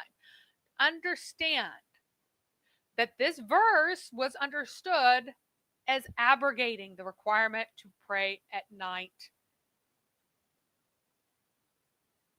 and past the evening prayer. So if you kind of look at this together, look at what was added on. You have initial command to tell you stand all night, except for a little bit. Then you have this little bit of an ad here to soften it. Edit 1. And then you continue on, and then there's some completely unrelated stuff in here that I'm skipping for now. We'll go back to it. And then you have this ridiculous, huge verse.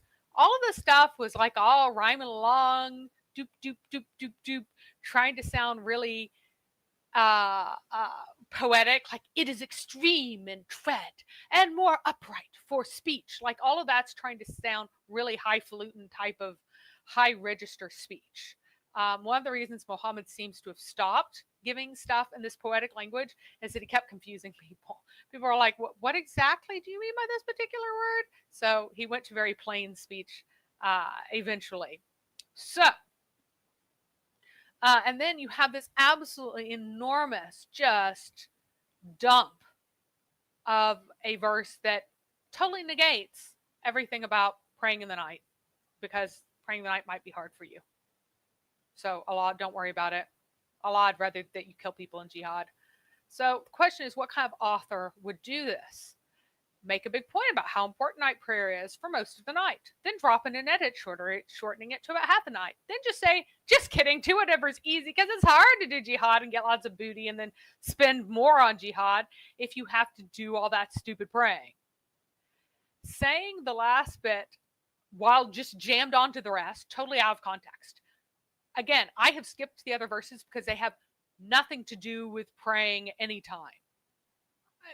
We will cover them, but they have nothing to do with the context of this. That's why I skipped them, because they are irrelevant to these commands. It's just thrown on at the very end, has no context, just floating out there. So, and then he dropped this poetic, lyrical, lovely, elusive, and that should have been elusive phrasing, instead with random rambling awkwardness that falls on the end of the surah like poo dropping from a height into a punch bowl. It's just so ugly. Look at how he's trying to be poetic and evocative with his language, and the idea that the producing at night, like producing prayers at night, it's extreme in head. It's like heavy and impactful, like a thudding footstep, and it's upright for speech, and you have all of these kind of images, and then you just have this bleh here at the end. Just like, what just happened to this evocative poetic language?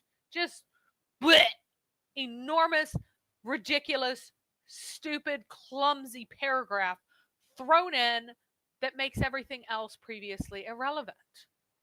So night prayer and later Islam, very important. This verse 20 is seen as entirely abrogating any requirement to pray at night after the Isha prayer.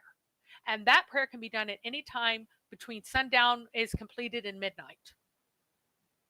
And then the next prayer you have to do is the Fajr prayer, which begins at first light before dawn. It has to end before the sun is all the way up. So basically, immediately after sundown and right before sunrise are the only prayers that are left in any kind of darkness that are required. Most night prayer thus becomes relegated to a virtuous voluntary additional prayer, being the witr prayers, which are any of the time of night after Isha, as long as the rakat are odd in number. So like the number of times you pray, you actually go through the prayer cycle and you pray Al-Fatiha. It has to be an odd number of times, somewhere between 1 and 9. And the tahajjud prayer, which is a witr type prayer specifically in the last third of the night. So if you do any witr type prayer, it's in the last third of the night. It's now a tahajjud prayer. Yet, after all this abrogation, it's the last third of the night that's considered the part of the day that's most blessed in Islam, in which Allah draws near to the earth to gather your prayers, and the night of power, or more properly fate, we talked about before, Layat al-Qadr, which is better than 1,000 days in Islamic tradition, is similarly clearly nocturnal and especially connected to that same last third of the night. So there are no prayers required in the only time of the night when Allah comes down to gather your prayers. There's no required prayer anymore, and the part of the day that's most powerful and most associated with Allah listening to you and getting blessings and everything. Very interesting.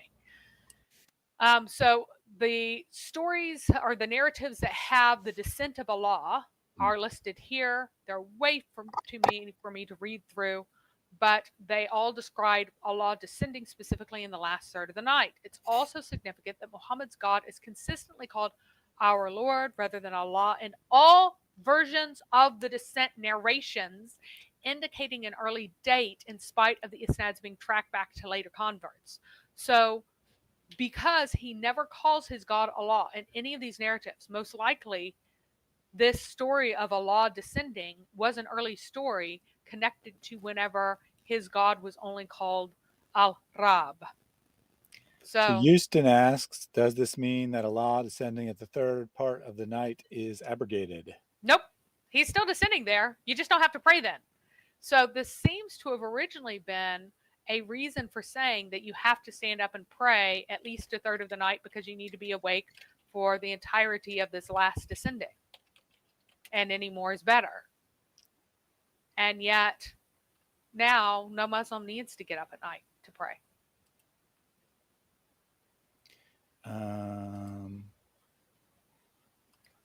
Sorry, this comment here. In the video I mentioned the ex-Mormon that, oh, okay, you put just J. I'm like, are you talking about J? But no, it means Joseph Smith. Okay. Yeah. That's funny. All right. So I was confused, right? Yes. I thought that this was relevant to and yes, he did. the title of the stream, but it was not. So my bad there. I just got confused at what you were trying to say. Yes, and yes, just like Muhammad, Joseph Smith also married the followers of, or married women who were married to people that he wanted to have sex with. He would tell them that they were secretly also married to him. Though, yes, Islam does seem to have a witching hour. So Jack says, this is like the witching hour. And you say, yes. So, and I did look up every single reference to the descent of Allah that I could find, and every single one of them had Allah being Rab. Yeah, you can just set your alarm if you have a special request of Allah. You are correct. I mean, it's very generous and merciful of Allah to tell people the one special time that he actually will listen to what they have to say to him. So that part is, very kind of him. Very strange that the all-knowing, all-powerful creator of the universe says, follow this very pagan practice of special times, special words, special places, and that's how you reach me. You got to find the correct formula. But hey, at least he's nice enough to tell him what the formula is. Yeah, and again, this is not an issue of mere embarrassment. This is an issue of containing massive contradiction in orthopraxis. So if you are inventing a religion for people to follow faithfully, you wouldn't have the God tell people to do completely contradictory things to obey him. In fact, you would actually have a description of the required daily prayers. When you don't have it, you don't have the 5 daily prayers in the Quran. Instead, you have references to praying all night and then go, don't worry about it. Like, such nonsense. And it's so clearly written on the basis of what Muhammad's folks were doing and what they wanted right then. Muhammad thought that Allah was coming any moment. So it didn't matter that it was absolutely exhausting for him to stand all night, because Allah was going to come and make a certain appointment. Allah misses the appointment, so it has to be modified. Then he has lots of followers, and his lots of followers are not really happy with this whole praying a third of the night nonsense. They don't want to do it, and they just aren't doing it, because it's not like Muhammad's leading the entire group every single night. So he says, it's fine, you don't have to do it. It's all right. So real quick comment here that's not particularly relevant, but Morgie wanted to know how Colton knew that 6 people had disliked this video. Well, it's right there, up there at the top, right? Over here. Oop, that's way. Over here, I put Islam. YouTube may have abrogated showing you dislikes, but they still show them to the creator. They're still available to me, and I show them to you. Obviously, you don't know how many people dislike it while we're no longer live, but 6 disliked it while live today, which is quite a lot. Usually we only get like 1 or 2. So it seems that either some people just had a knee-jerk reaction to the title and didn't watch anything, or this is a subject that really, really irritates Muslims, one or the other. You can be the judge of that. all right. So now there does seem to be Talmudic influence in the night prayers. Now connections have been made to this surah from the Psalms that describe night prayers, such as Psalm 119:55. In the night, O Lord, I remember your name. I will heed your instructions. And 62, at midnight, I will rise and praise you for your righteous decisions. And also 134:1, praise the Lord, all you servants of the Lord who stand by night or minister by night in the house of the Lord. Any influence from these isolated and easily overlooked verses, because there are references to praying at other times, would have been mediated through rabbinical tradition that stresses the importance of studying Torah at night, and night study is a normative time for studying Torah in the view of the Talmud.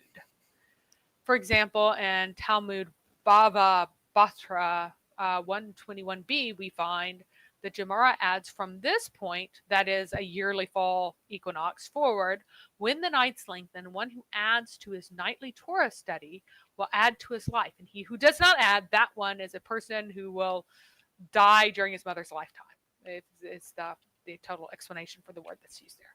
So you study a certain amount at night during the summer whenever the days are short, but you need to sleep a certain amount. But if you use the extra time that you don't actually need for sleep to make your nightly studying longer, then you will benefit from it. Go ahead. So that, just to be clear, that phrase means that you'll die before your mother dies? Yeah, you will die during your die mother's young, life. basically. Yeah. Well, it's a singular word. He will be and then it's some sort of Hebrew word, and then it's glossed later on in this really, what does this mean? Why, this means this. So I just gave you the meaning of it, so we don't have to go through the whole thing. Mm-hmm. And then we have a brilliant argument from someone whose name is apparently Miracle Reader.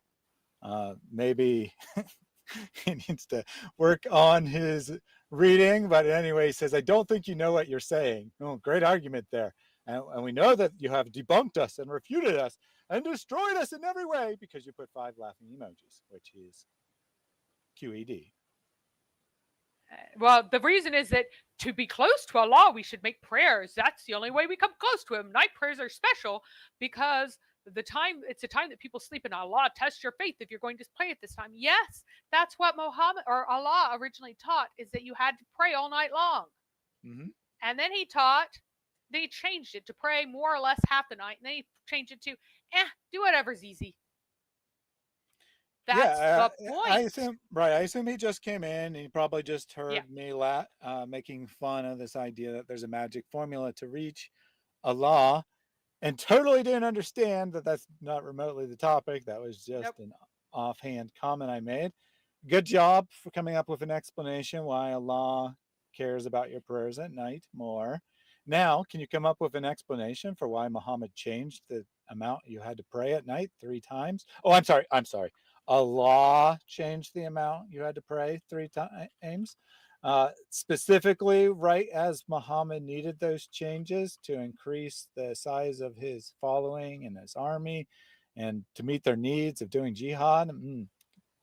I await your vigorous intellectual response. Do make sure to include lots of laughing emojis, though, or we'll know that you're lying, because all scholars put their true statements with laughing emojis.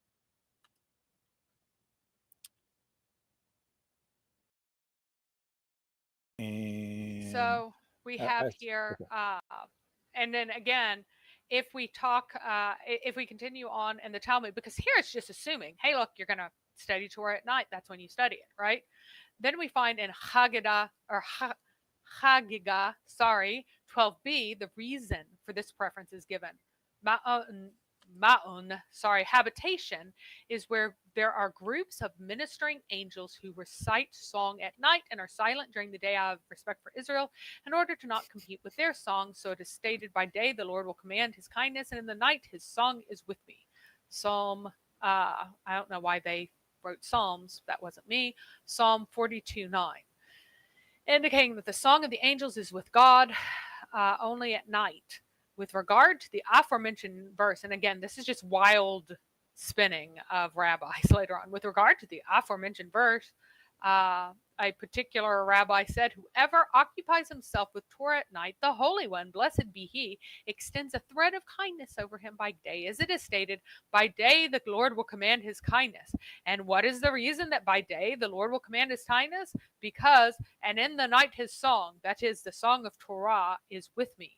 And some say that the rabbi said, whoever occupies himself with Torah in this world, which is comparable to night, the Holy One, blessed be He, extends a thread of kindness over him in the world to come, which is comparable to day, as it is stated, by day the Lord will command His kindness, and in the night His song is with me. In the Talmud, the final explanation of a section is considered the more authoritative one, but the preference for night study is still entrenched in the rabbinical teaching. So the more authoritative conclusion is that any study of Torah is at night, because this life is the night and the world to come will be more like day. However, in spite of that being the more authoritative arrangement in this particular section, and I didn't want to leave it out because it is the more authoritative one, right? You will find that this occupying yourself with Torah by night is considered very, very important.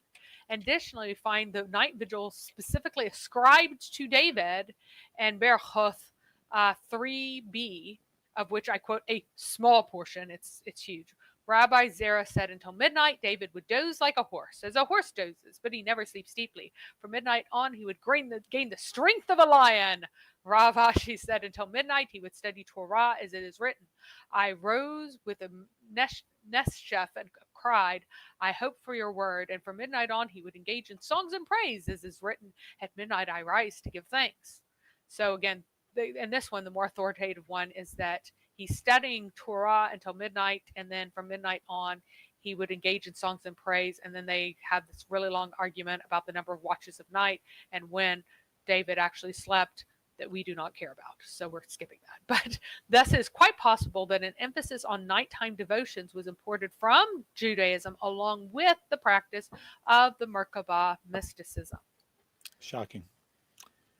So it's unlikely that Christian praxis influenced the night prayers, specifically because all-night vigils were a very, very early Christian practice, but only on the night before Easter. And this was a practice at least from the 2nd century because it was mentioned by Tertullian, but it's more probably a 1st century practice. However, regular group nightly prayer was not a practice even in monasteries before the rule of Saint Benedict in 530, and likely had not filtered into Eastern practice at the time of Muhammad. Instead, monks prayed and studied independently before the dawn service. So if there is a link to Christian vigils, it would be with the expectation of a very, very imminent return, like days to weeks. It would be modeled after an Easter prayer that's looking forward to an event. So if there is any influence, that's the only place that it could come from. This did have a textual Christian mediated influence. It might be through 1 Thessalonians 5, which could have been obliquely referenced in this. I'm going to explain it later, but Muhammad had access to some kind of hymn that he did not understand that had lots of quotes in it. And it could not be the actual text of Scripture because it had isolated phrases that Muhammad misunderstood that you could not misunderstand in context. So this particular verse, part of it, might have been referenced in the same hymn. And that's actually the subject next time. It's tied to Surah 81, and which is my favorite. It is like up there with the 19 angels with my favorite surahs. But in here, in 1 Thessalonians 5, in context, we find, "For you are fully aware that the day of the Lord will come like a thief in the night. While people are saying peace and security, destruction will come upon them suddenly like labor pains on a pregnant woman, and they will not escape. But you, brothers, are not in darkness, so that this day should overtake you like a thief. For you are all sons of the light and sons of the day. We do not belong to the night or to the darkness. So then, let's not sleep as the others do." Whoops.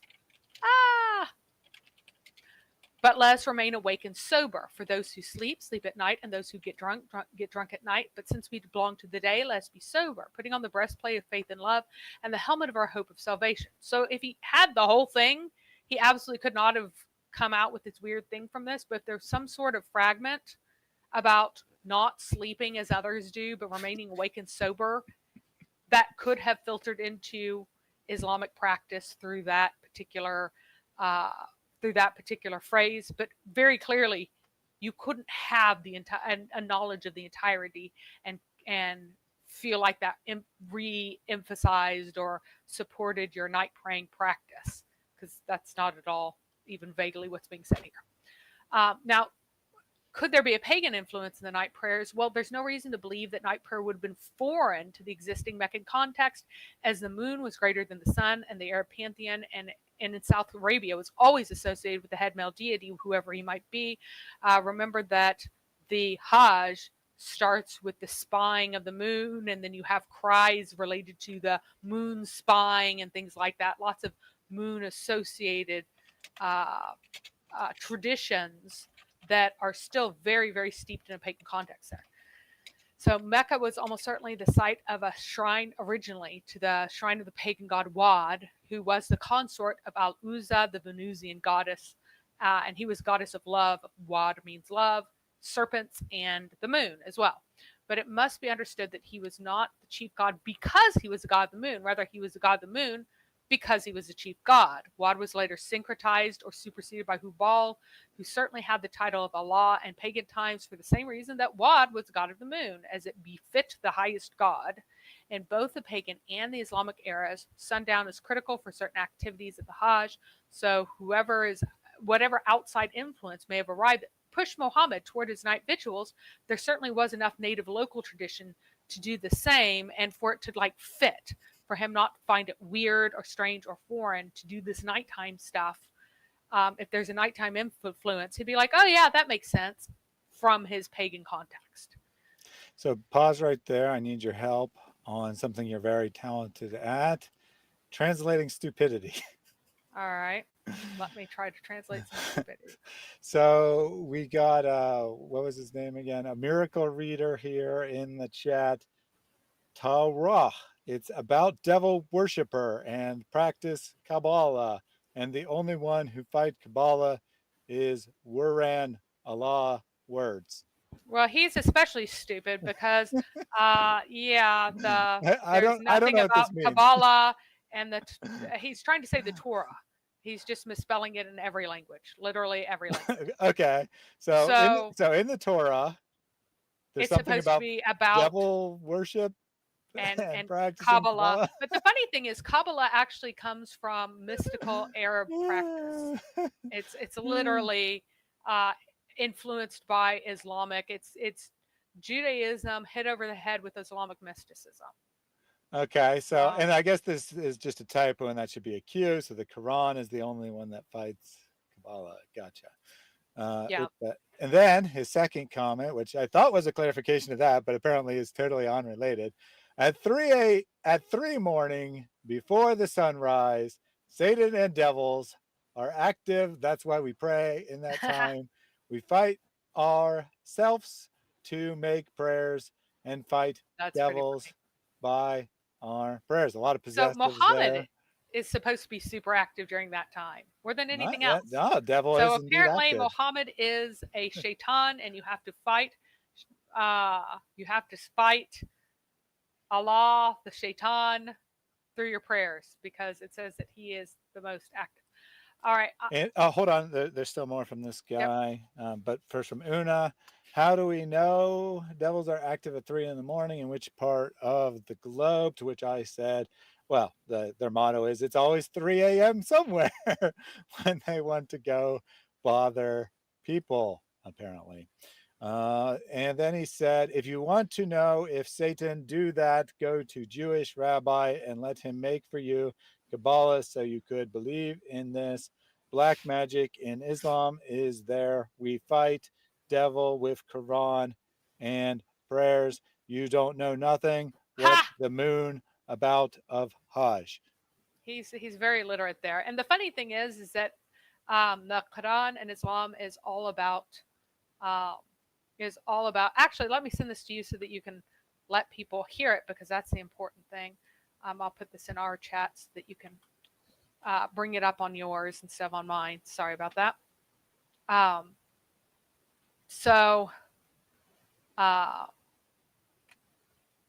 If you can bring that up, please.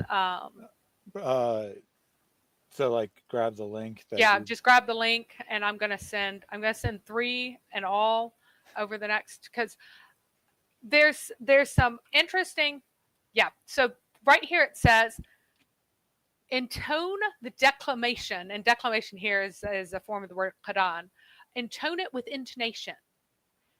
And what does this mean? What is this special intoning thing? And that means to chant it and not merely read it. And this is most likely a mimicry of Christian or Jewish practice. And I have evidence here that it is Muslims pathetically aping their religious superiors to try to look legitimate. Because if he recited it in the same way that one would recite the existing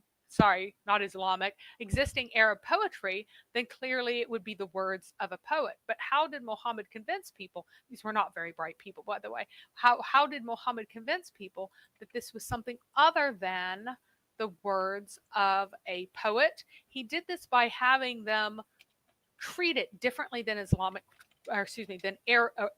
Arabic poetry was treated at that time. So very briefly, I'd like to listen to about 15 seconds of this first one. Okay. This is a Christian Aramaic traditional liturgy, as the Christians have historically done it from the Christian tradition. They're chanting. Absolutely. I was waiting for you to confirm that this is what you wanted, since it was over an hour long. I'm like, did Mary give you the right link or not? But should. Where'd my mouse go? All right. I think you should be able to hear it. وروخت قدش العالمين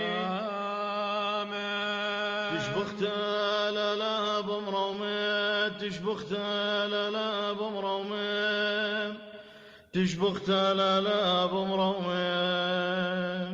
All right, that's about enough. I don't want us to get Yeah. copyright written struck. True. If So- you want more of that, you can check out this title on your screen here.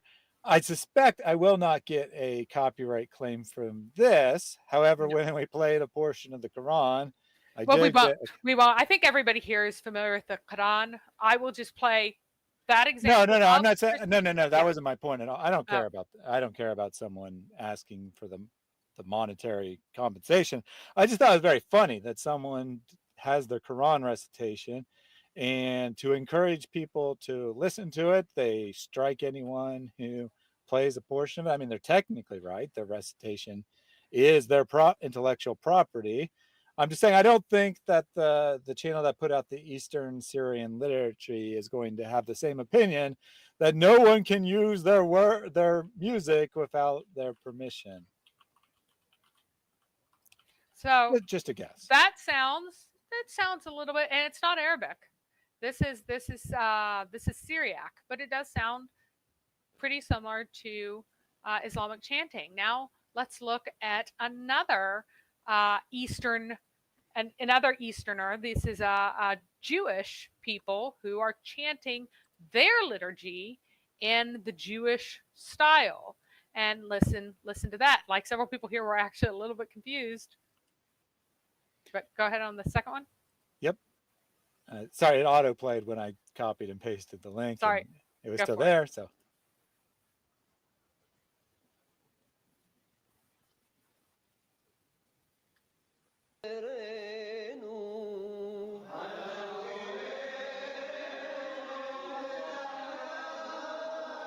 So you get the point there. Right. And if you're interested in this, the title is on your screen there as well.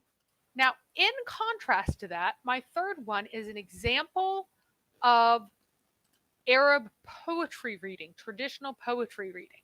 And you will notice how much less like the Quran's chanting this poetry reading is, because most poetry was metrical. So you needed to sound metrical to preserve any semblance of the poetry in it. And so that's what the Arab poetry chanting tradition is in Arabic. So look at this one. Let's listen to this one for just a few seconds, like 10, 15 seconds again.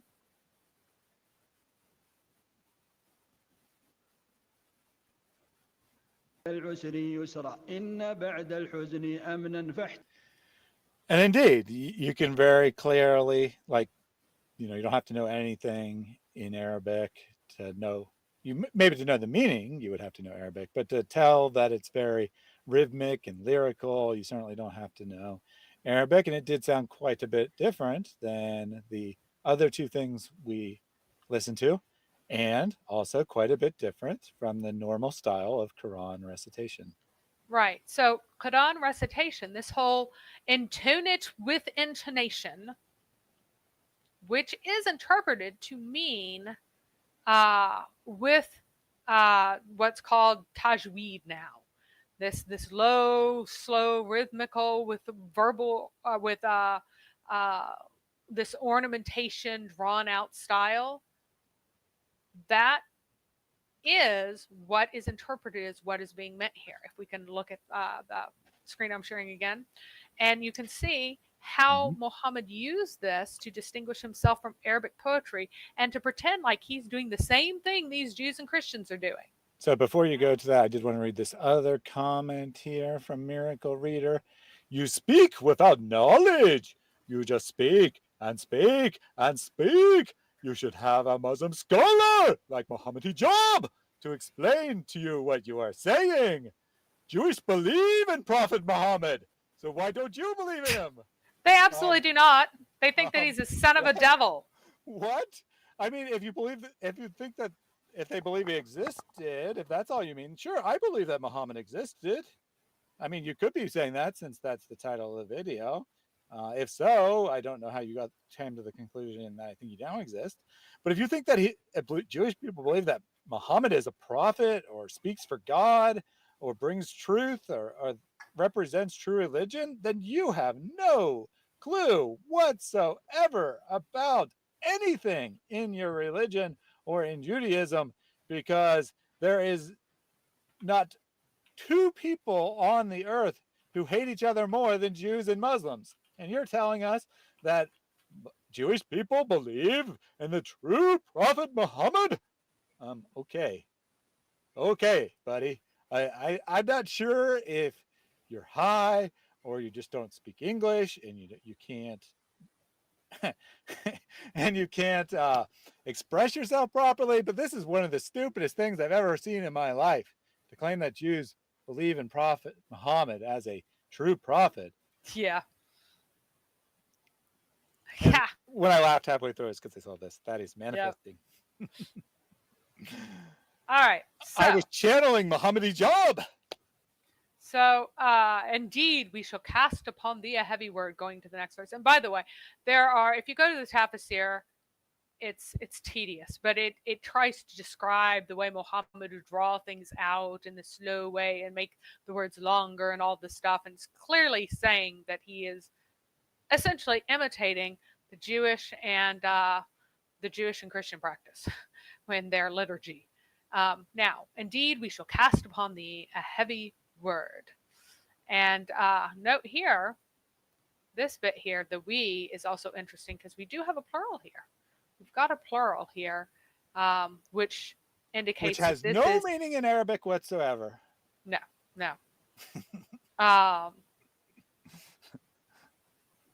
So that shows that particular verse was going to be inserted later on, whenever Muhammad decided that we is more appropriate. But here it's supposed to mean heavy with obligations and limits, or heavy on the scales of the day of resurrection, meaning that it will outweigh sins, according to Dur al-Mandur. That's al-Suyuti, our buddy Jalal. Indeed, the producing at night is extreme in tread and more upright for speech. And I know I've said that several times, and it probably doesn't make any sense for you, but it's because it's a poetic thing. The producing at night means producing prayers at night.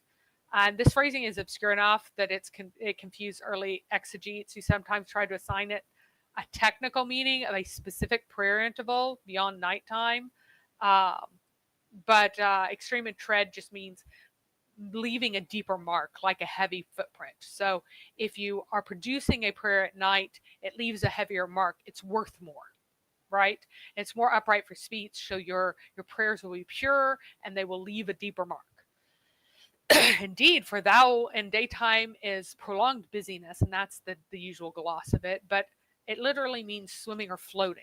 And the meaning of what is meant by the swimming or floating is so incredibly obscure that Ibn Abbas actually is reported to have glossed it as a long rest, giving it the opposite meaning of floating in sleep rather than swimming frantically around to get things done. But most of the folks, even though Ibn Abbas is supposed to be the best of the exegetes, apparently he was wrong about this, because everybody else says that it's like the daytime is not for resting, but rather it's for swimming frantically around to get things done, and you're too busy at your frantic swimming to stay afloat to be able to devote time for prayers. Moving on, we have this portion. And remember thou the name of thy Lord, and devote thyself unto him with devotion. The Lord of the east and the west, there's no God except for he. So take him as a trustee, and be thou patient over what they say, and forsake them a seemly forsaking. So be nice to the people who are rejecting you. And leave me and those who cry lies possessors of pleasantness, and give respite to them a little. Indeed, with us are the shackles and a blaze, and a food that chokes, and a painful torment. On the day, the earth and the mountains shall quake, and the mountains become a sand dune pouring down. So we'll discuss each of this section in detail now. No, you can go ahead and take some comments, because I got yawn. Yeah, so the genius here, who I think his name means that it would be a miracle if he ever properly read something.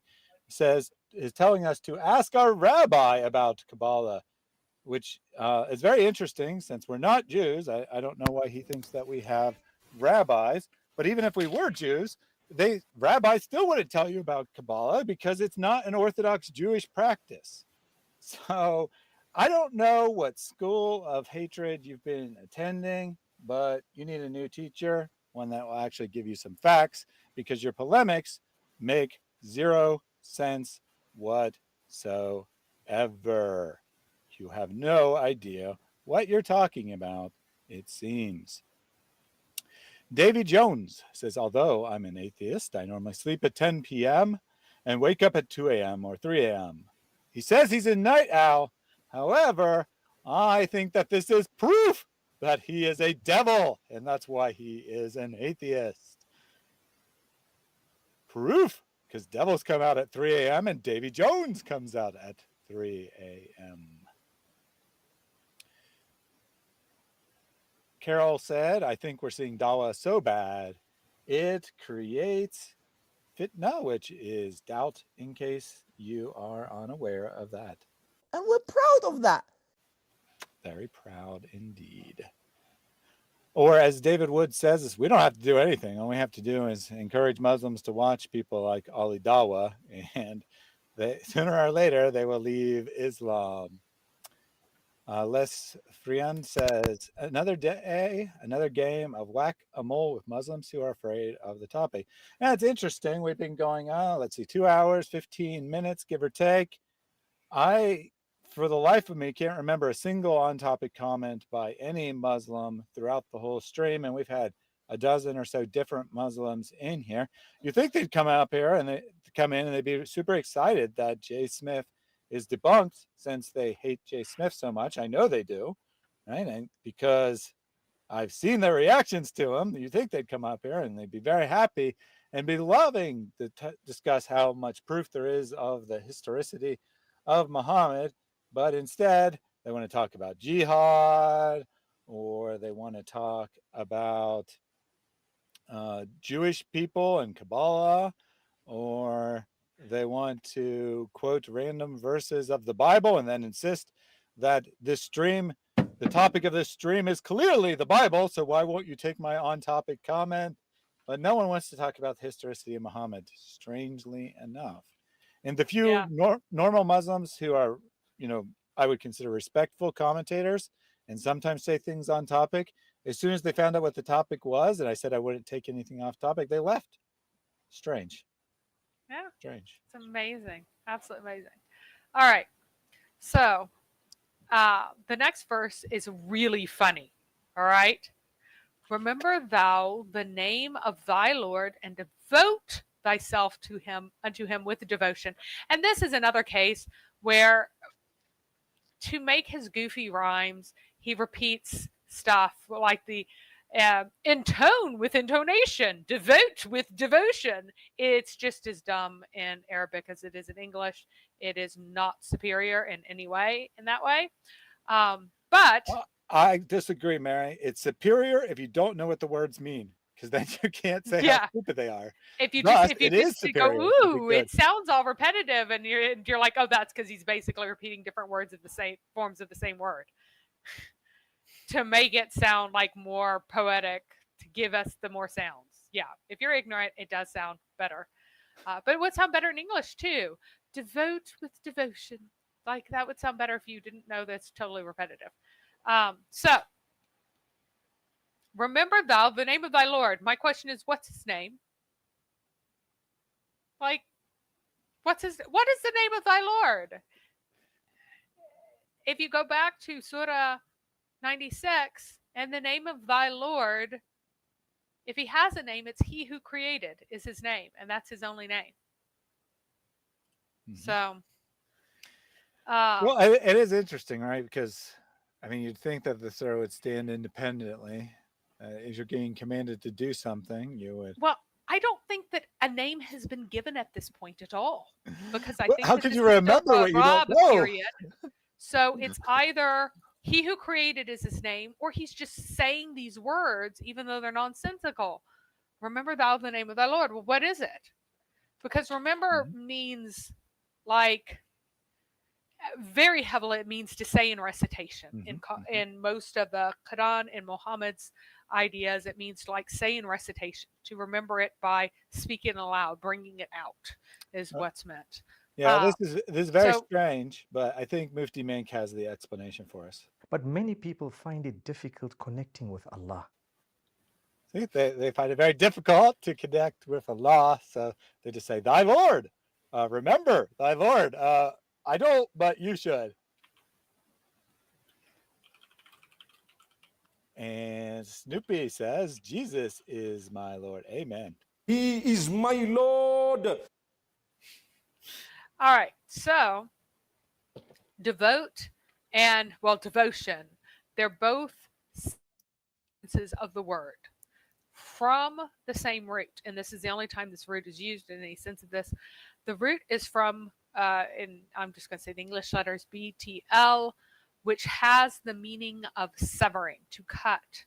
So betula is perhaps a familiar Hebrew word from the same root that came to mean virgin, though is most likely originally meant any female who was cut off, that is without children, like the original, because it's about severing and the idea of being cut off and being childless. It's probably the original meaning, and eventually it came to mean a virgin. The Virgin Mary is called al-Batul in Arabic for obvious reasons, and with utter disregard for any kind of semantic coherence, so is Fatima bint Muhammad, Muhammad's daughter, and the Shia tradition. They're just trying to steal from the Christians, just shamelessly. Why on earth she would be called the Virgin is completely idiotic. Through semantic extension, it came to mean one who was a chaste monk or nun in a Christian context. So you're chaste, you're cut off, you don't have descendants because you've become a monk or a nun. And then from that specific context, like you have devoted yourself in chastity by taking the vow of chastity to the church, it became more generally talking about a person who is devoted to God through a holy vocation. Now, with this meaning, several forms of the root entered Arabic, but chastity has no part in Islamic virtues, neither earthly nor heavenly, so it is little wonder that this term borrowed from Christianity is never repeated. So again, this devote yourself to your Lord with devotion has with it the connotation that you're taking holy orders as a monk or a nun and becoming chaste, which is just hysterically funny that he just uses these words that he's probably heard in a Christian context without knowing their deeper semantic implications. So the Mohammedans can explain why he's being told using a word that means that's core meaning is to devote yourself to holy orders of chastity. So let me know why Allah chose this word that has those connotations. They're specifically Christian and relate to monks and nuns, and are using it for Muhammad because it's hilarious. All right. So, next verse.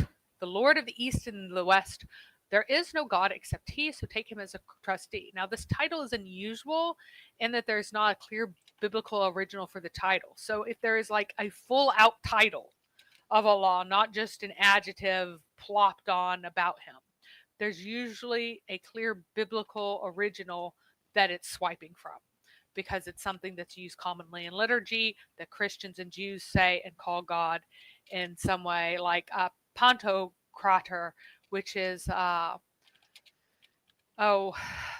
creator of the universe, basically, overall all powerful. Excuse me, I don't know why I said that, but it means all powerful in Greek becomes like powerful over everything in Arabic. Like it is literally translating the meaning of that particular divine title, the beginning and the end and things like that. They're clear titles that are taken and applied to Allah. So usually if there's something that has a clear title, not just an adjective thrown at things, there actually is, something that Muhammad is taking from to get that. Now, there is a possibility that it's a reference to Psalm 51. The mighty one, Lord God the Lord, speaks and summons the earth from where the sun rises to where it's set.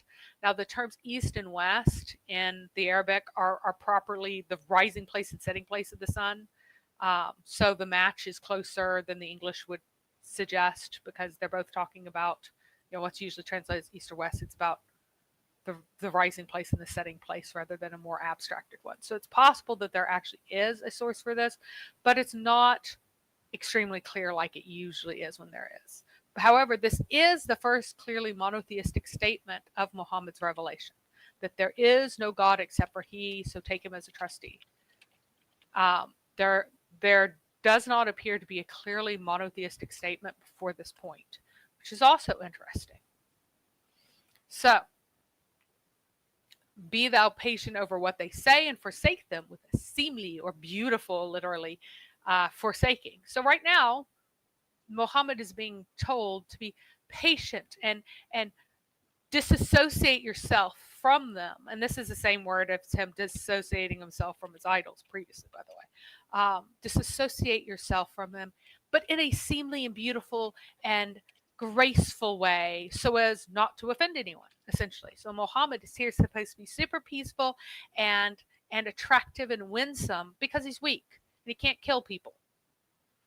So again, this is another thing that's going to radically change in instructions over time. As soon as Muhammad can kill people, he's going to be told to kill people.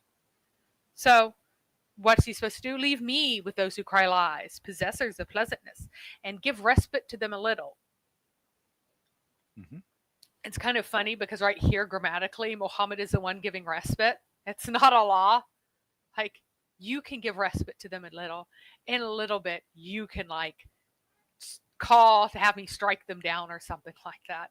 There actually is an excuse that Muhammad makes at one point, like, oh, I choose to withhold Allah's judgment, but it will come. Don't worry. Don't worry.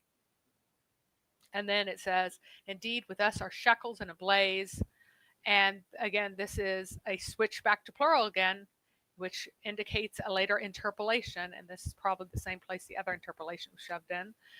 Shackles are most likely ultimately from Enochian literature that talks about the shackled watchers.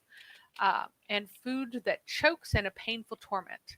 Now, torment is painful in the Quran because it often makes a good rhyme, but it's still hilarious. The fact that it's specified that the torment is painful, because I don't know about you, Thaddeus, but there are all kinds of torment, some of which are like delightful torment. Oh, yes. Mediocre torment, mildly unpleasant torment, and then there's a painful torment. Mm-hmm. So yeah, I mean, now I actually think it's fine because it serves a poetic purpose. But if we're taking this as like the amazing knowledge of Allah, I think he's distinguishing between the torment that causes pain and the torment. It sends shivers up my spine.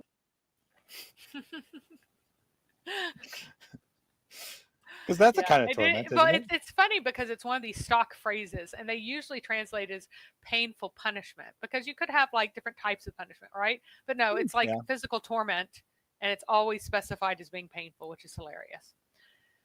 Now, I have a question for you. Do you know anything about choking food in punishment from God? No. We are going to have lots of fun here because most of us have heard of this. Well, let me make a guess. So, you're a glutton and you're eating food constantly, and God causes you to choke on it? Nope. Oh, it's better. It's better. On that day, the earth and the mountains shall quake, and the mountains shall become a sand dune pouring down. So that's the flattened earth theology once again. Here is where we can have some really fun stuff. Zoroastrianism teaches that there is nasty food in hell as part of the punishment. So the Quran here is borrowing from polytheism.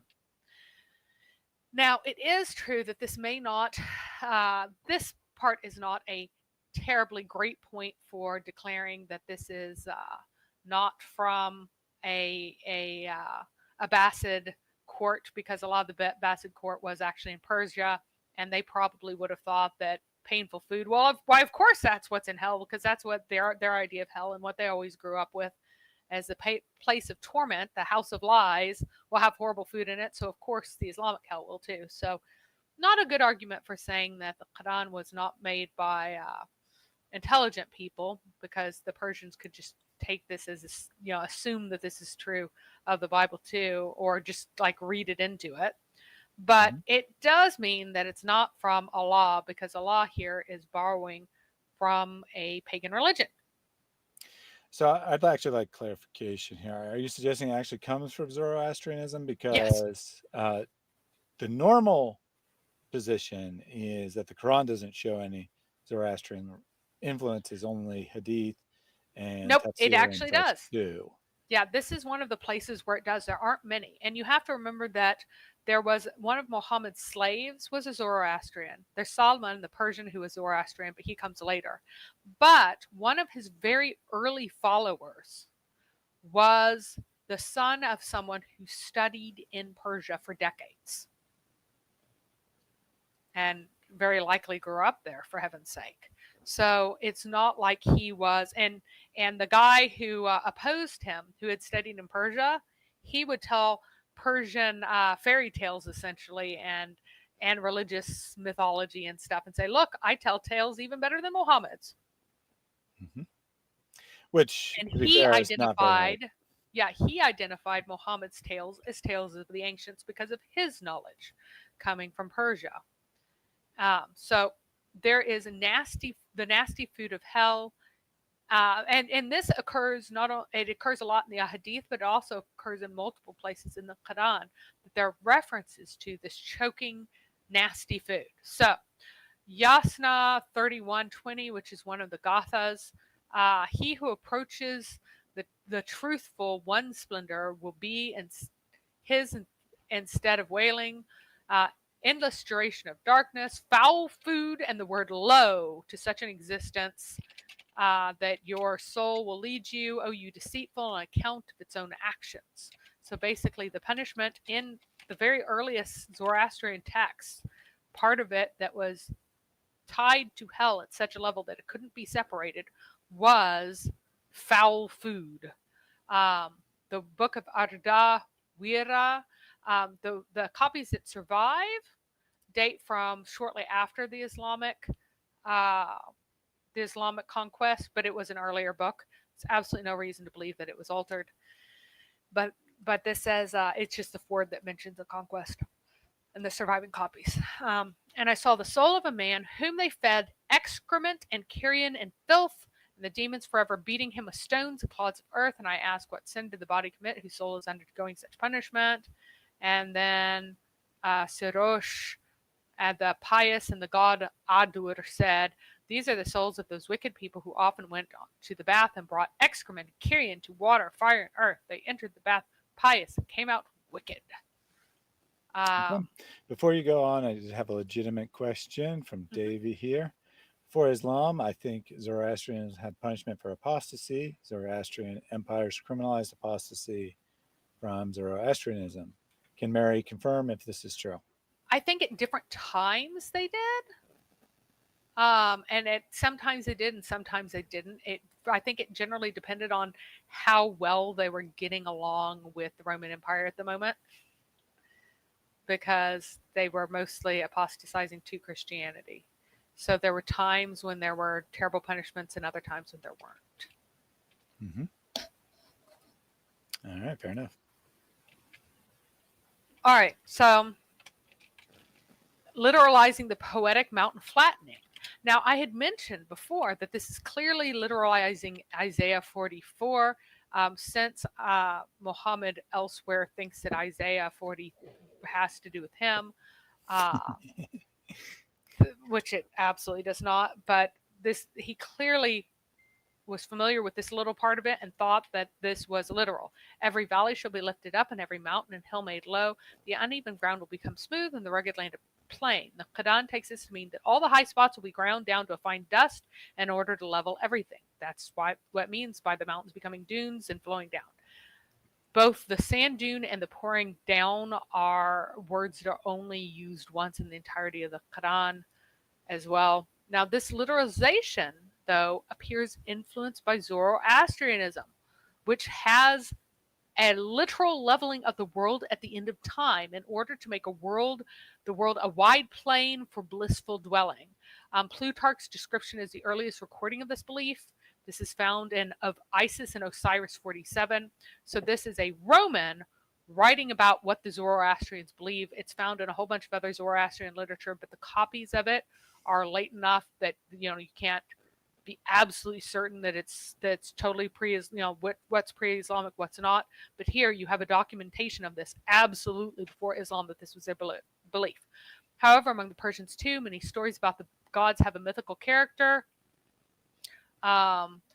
There's one creating Ahura Mazda, Horomazes, and Aremanos, one from the light, other from the dark, fight with each other. The one created 6 gods, the first of which was an agent of benevolence, of truth, law, others of wisdom, wealth, and joys that follow noble deeds. The other created just as many gods, competitors, so to speak, who work against the former.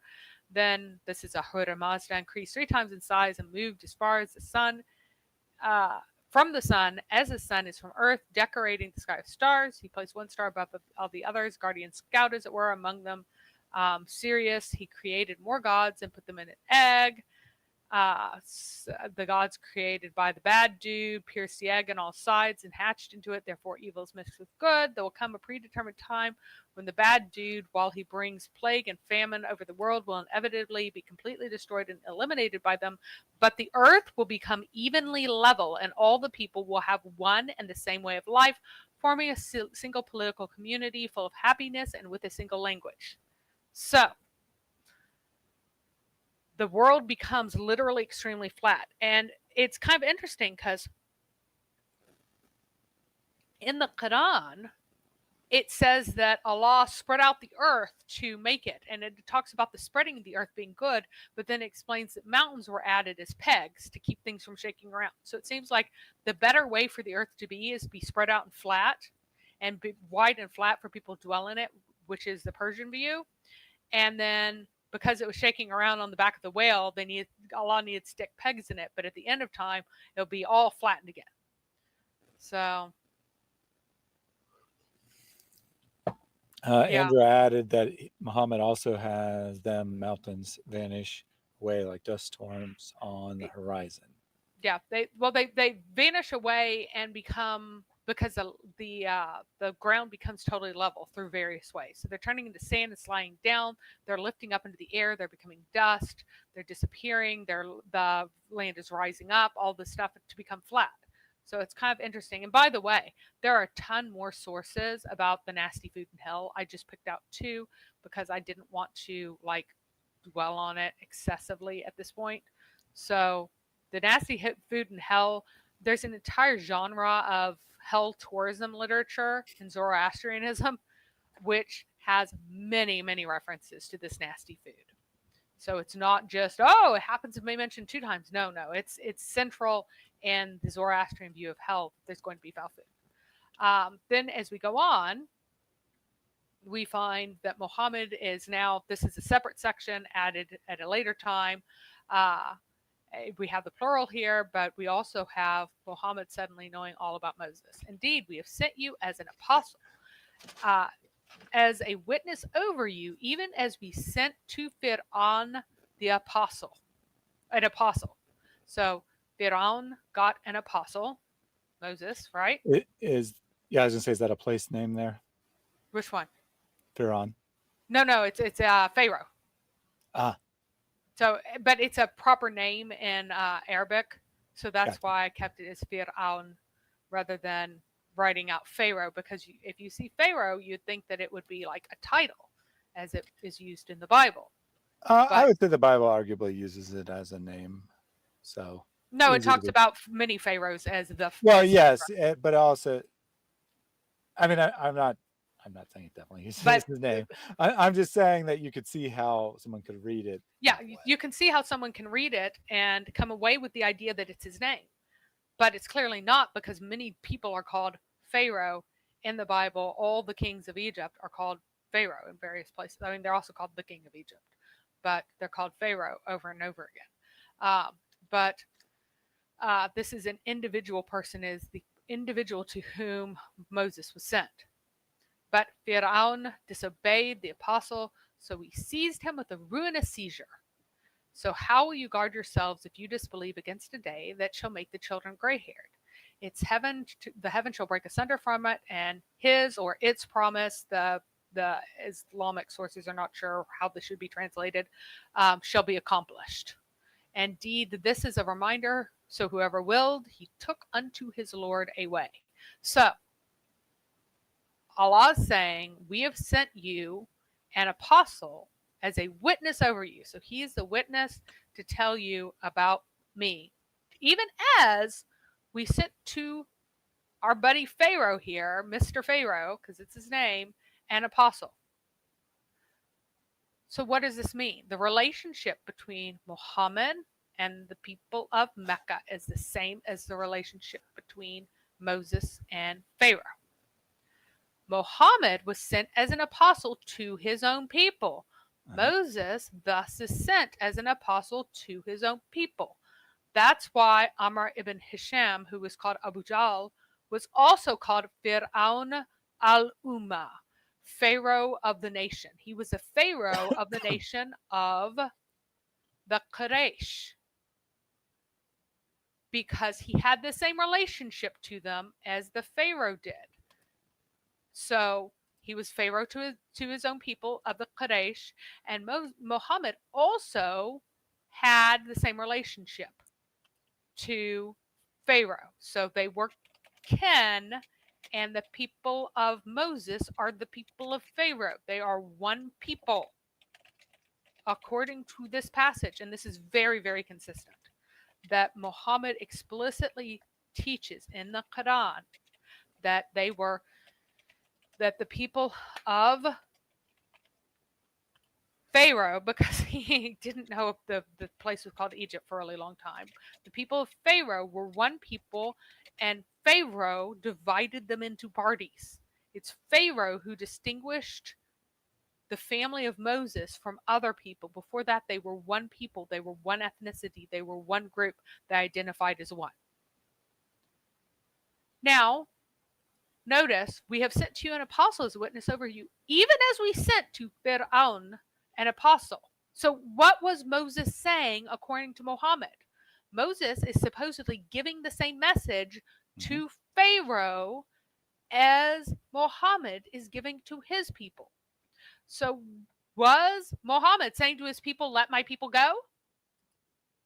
Did Muhammad ever say to his people, let my people go? That would make no sense. The Quraysh were his people. They were where they belonged. Let go to where? Yeah, that does seem to be the view of the Quran, that Moses and the rest of the Israelites, I don't know if I should use that term, but so that you know what I'm talking about, that you, the audience, know what I'm talking about, that Moses and the rest of the Israelites are Egyptians, or alternatively, the Egyptians are Israelites, however you want to put that, but that they're the same people group. And it's just part of them believe and part of them don't. And the message to the message to Pharaoh, the main message, what he came to say, the main thing that he said was, you must believe in Allah according to Muhammad's teaching. It is the same that Muhammad said. It's the same that all the prophets say to their people, supposedly.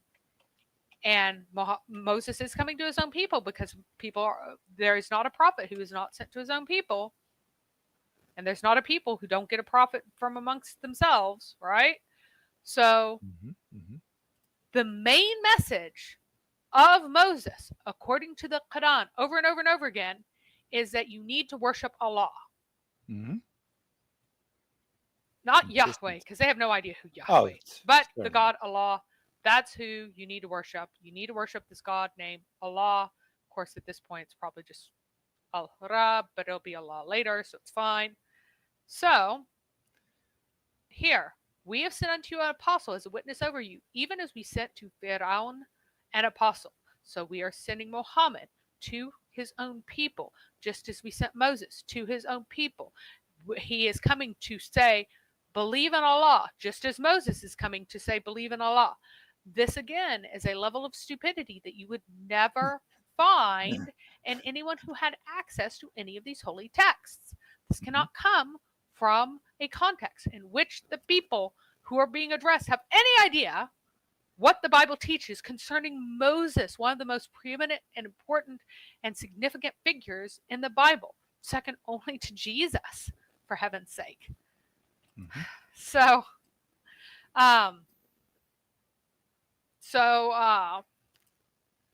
we ready to go to verse 16? Yeah, I also want you to notice, by whose will are you saved? Indeed, this is a reminder. So whoever willed, he took unto his Lord away. So whose will is it that you are able to reach his Lord?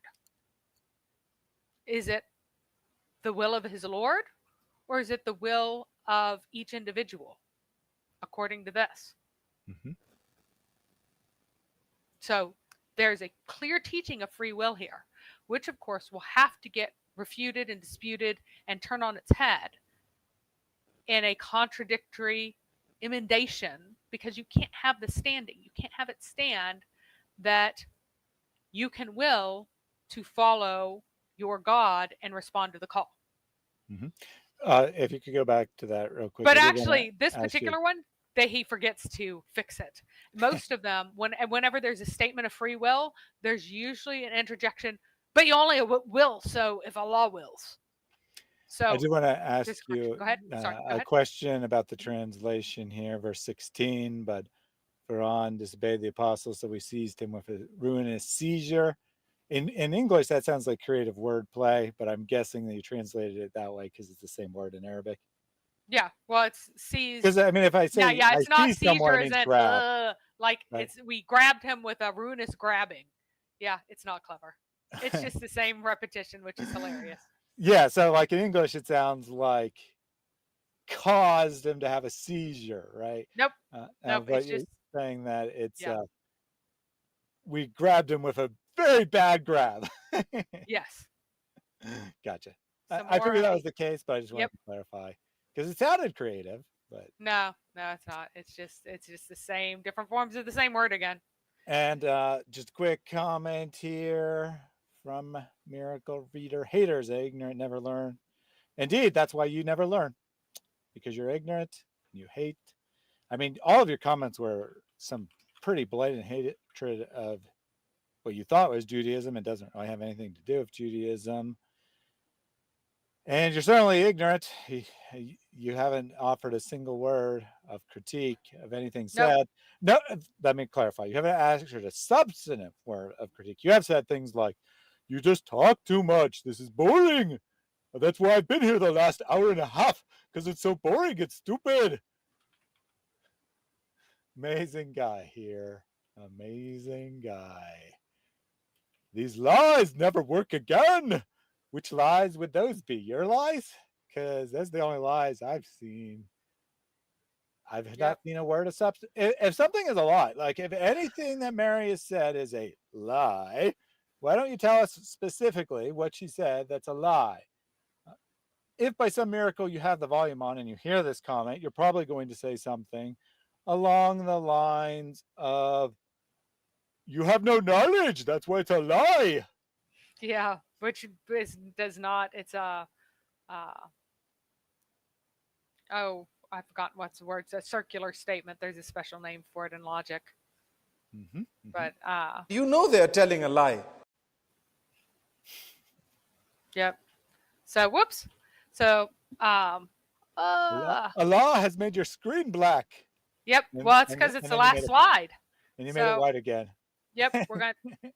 I'm taking the time to talk about vicar theology that's a reminder theology in paganism and Islamic contexts, in Christian contexts, and in Jewish contexts. And if you are Pakistani, you know it as zikr. And in some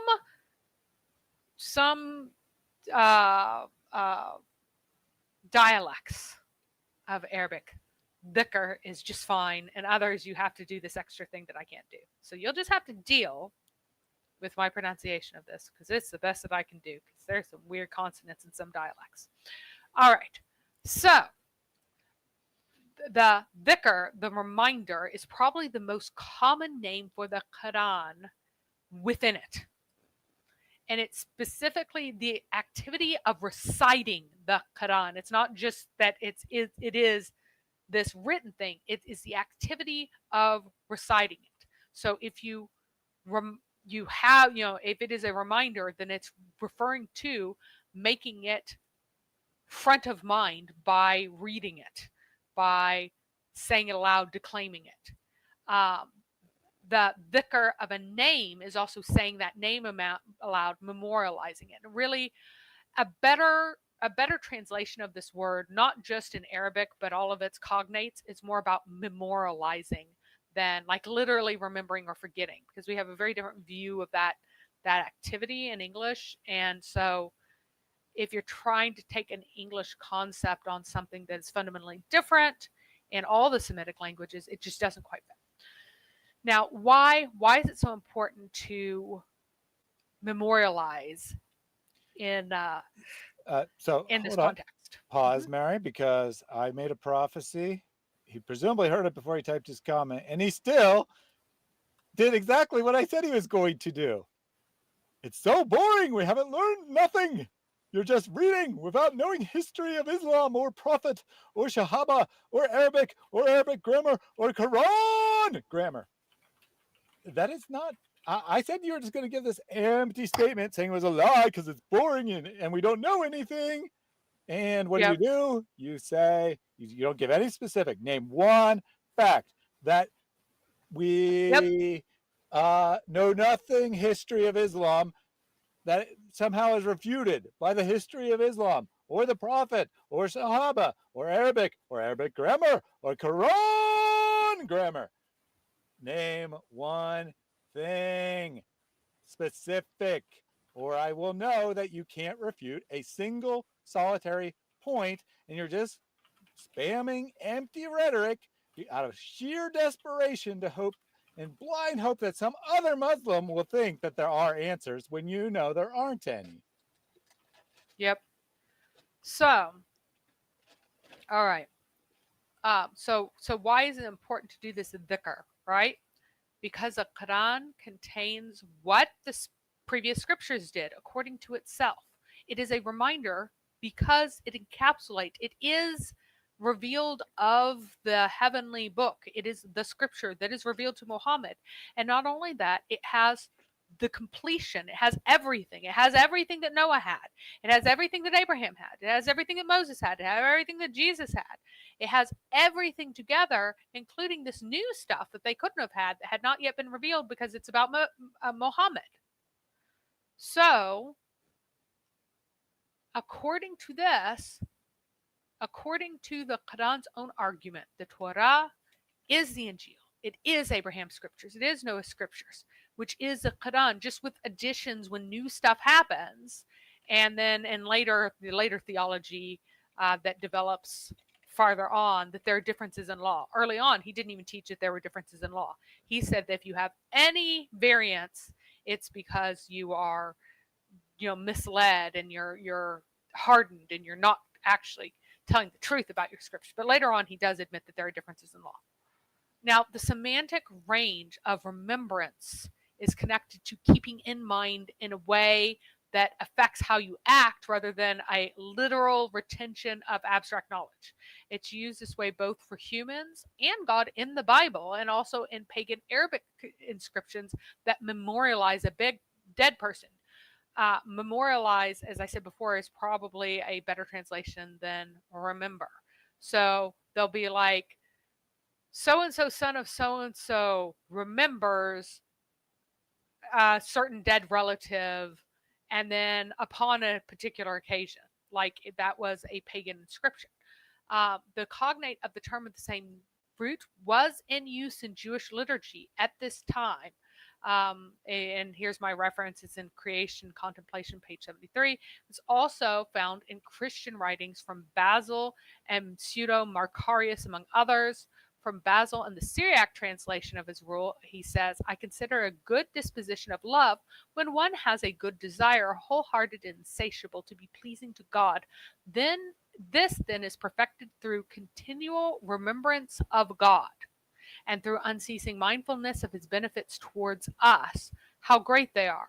So you understand here, it's really clear here what remembrance of God is meant by here. You're keeping him at the forefront of your mind. You're dwelling upon his goodness. And that's what's meant by this term of remembrance, right? Mary, you have been destroyed. Destroyed.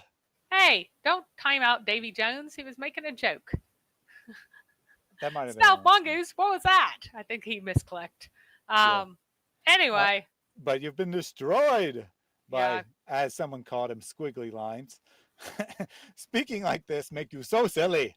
What's the difference between squiggly and squiggly with an extra dot? If you're so knowledgeable. What a goofball. All right. From the oh, but I did not answer this because she's destroyed. But she doesn't. Something like that. She did not answer why one form of Almighty has an extra dot on it.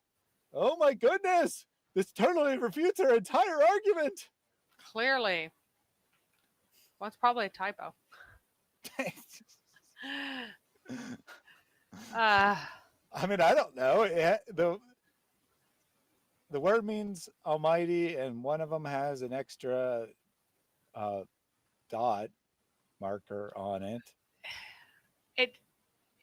The one with the dots is the Y, but it doesn't actually change the meaning. So I'm not. Yeah, I was gonna say, so it has a slightly different pronunciation, but as far as I know, there's no meaning difference here. I don't understand how this supposedly has anything to do with anything you said either.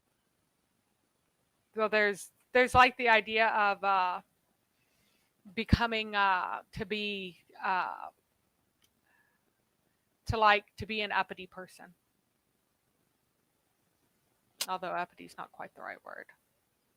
I don't. So it has absolutely nothing to do with anything that's happening here. Yeah. So Mr. Squiggle. If you can explain dhikr in well, it's not. It's the Y. Is how we'd say it in the equal to a Y in English. E sound. So Mr. Squiggles, I got tired of calling you by a translation of your name. Do you have anything on topic, or are you just trying to play the "you don't know Arabic" game? Yeah, he's just trying to play that game. All right. So anyway, I was talking about Syriac anyway, and the Syriac translation. I keep going off of this because I'm trying to highlight it. You can't talk about Syriac. I can't do you don't know Arabic. You're not an expert in Arabic. You cannot talk about Syriac. Arabic is not the hardest language on earth.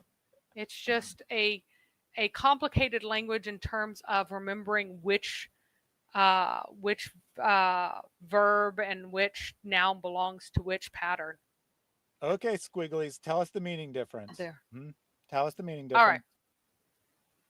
I want you to tell us the meaning difference and provide an authoritative source that agrees with you. And no, more than that, tell us why it matters to this context of what we're talking about here. So, to the semantic range of dhikr, why does it matter? Mm-hmm. All right. So. Well, clearly, he's on a delay. Maybe he'll answer, maybe he won't. But he clearly, won't. Then this is if you don't know every single thing about Arabic pronunciation and grammar, that means you don't know anything about Arabic history and you're unqualified to judge anything, which means that there is not one Muslim on the entire planet who is qualified to judge Islam. I would like him to explain to me why a lot, what a lot means, and how we know. Mm-hmm. And also, since you're making a claim that Arabic is the hardest language on earth, please explain why Allah gave his message for all people in the hardest language for people to understand. Don't you think he'd want to reach the most people possible? Including the 90% of Muslims who don't speak any Arabic whatsoever? Interesting. Jack Ray, at least it doesn't have 20,000 characters. That would be silly. Is he attacking Chinese? Yes. The funny thing is that all of the other alphabetic systems, I thought that they had spontaneously created themselves after being, because a lot of languages originally learned to write after exposure to Chinese and adopted Chinese in some way to their language, and then went, this is nonsense, and adopted some sort of alphabetic-ish, in some way, phonetic at least, representation system.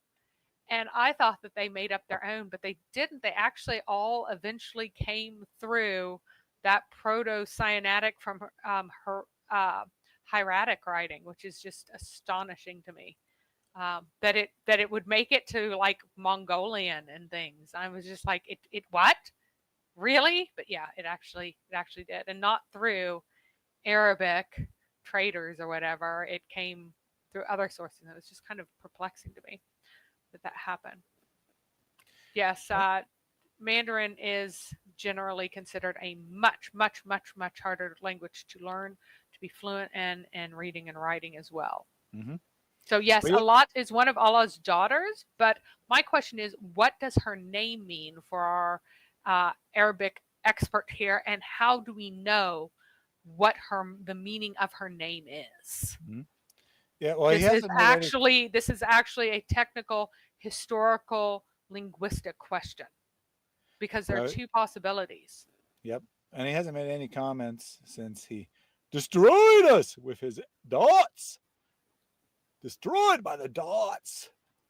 And Davey wants us to know that he was timed out because of Allah's punishment. Allah misguided Stealth Mongoose to put me in a timeout. This is proof that Islam is the truth. Nice. Because only the greatest of all deceivers could deceive Stealth Mongoose. Yeah. Now I do admit that I cannot read tiny Arabic still. It's going to take me a very long time before I can read any of that. But because it all just collapses into the same thing. And I don't know how people who are losing their eyesight can make it out. Yes, and Arabic is indeed always makes the top 10 list of ugliest languages in the world, and usually makes the top 5, in spite of all the people who think it's the most beautiful. So, moving on, from this general usage of remembrance, already extremely common in pagan Arabic contexts, it requires slightly different technical reading in the Quran over time, different from the Christian idea, which remembering God was not like reciting stuff, right? It wasn't saying stuff aloud. But in the Quran, it got this technical meaning of it being what the prophets and apostles bring with them. And I do want to point out that, oh my gosh. Don't respond to squiggles. Yeah, he needs to tell me. He needs to tell me what a lot means. Question, and we do know that he's listening because he has responded to some of the things I said. So he has not answered the question about how he failed his stupid little quiz, nor has he told us what his stupid little quiz has anything whatsoever to do with the stream. So I will not be taking any other comments from him until he does those two things. Tell us the correct answer to your little quiz, and tell us what your quiz has to do with anything actually said here. Well, his quiz is that the Quran has its own rules and doesn't have to follow any rules, and so it's a magical language, and you can't say anything about it because it's magic, which is hilarious. So it's stupid. We are, right? Because we're dos. Oh my gosh! What said an idiot. Allah. We're dos, said Allah. Okay, good to know. Good to know. Have daughter. That's what your what making self so silly. He's so Is stupid. My question Arabs is very Pagan clear. God's I know name, that you're, not Allah well, daughters. if he knows Arabic,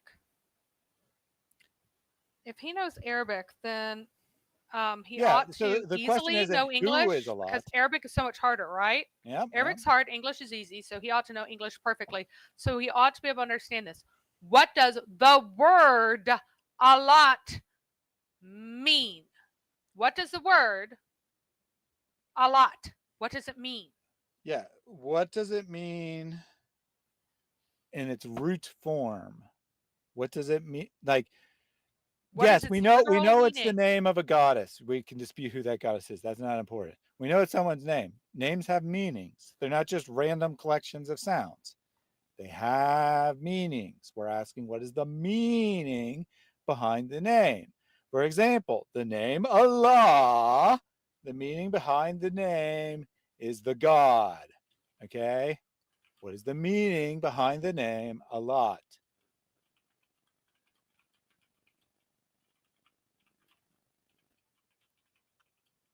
Is he typing random letters? I mean, it would be about as coherent as his attempt at English, which is a very easy language to learn. So I don't understand why he hasn't learned it.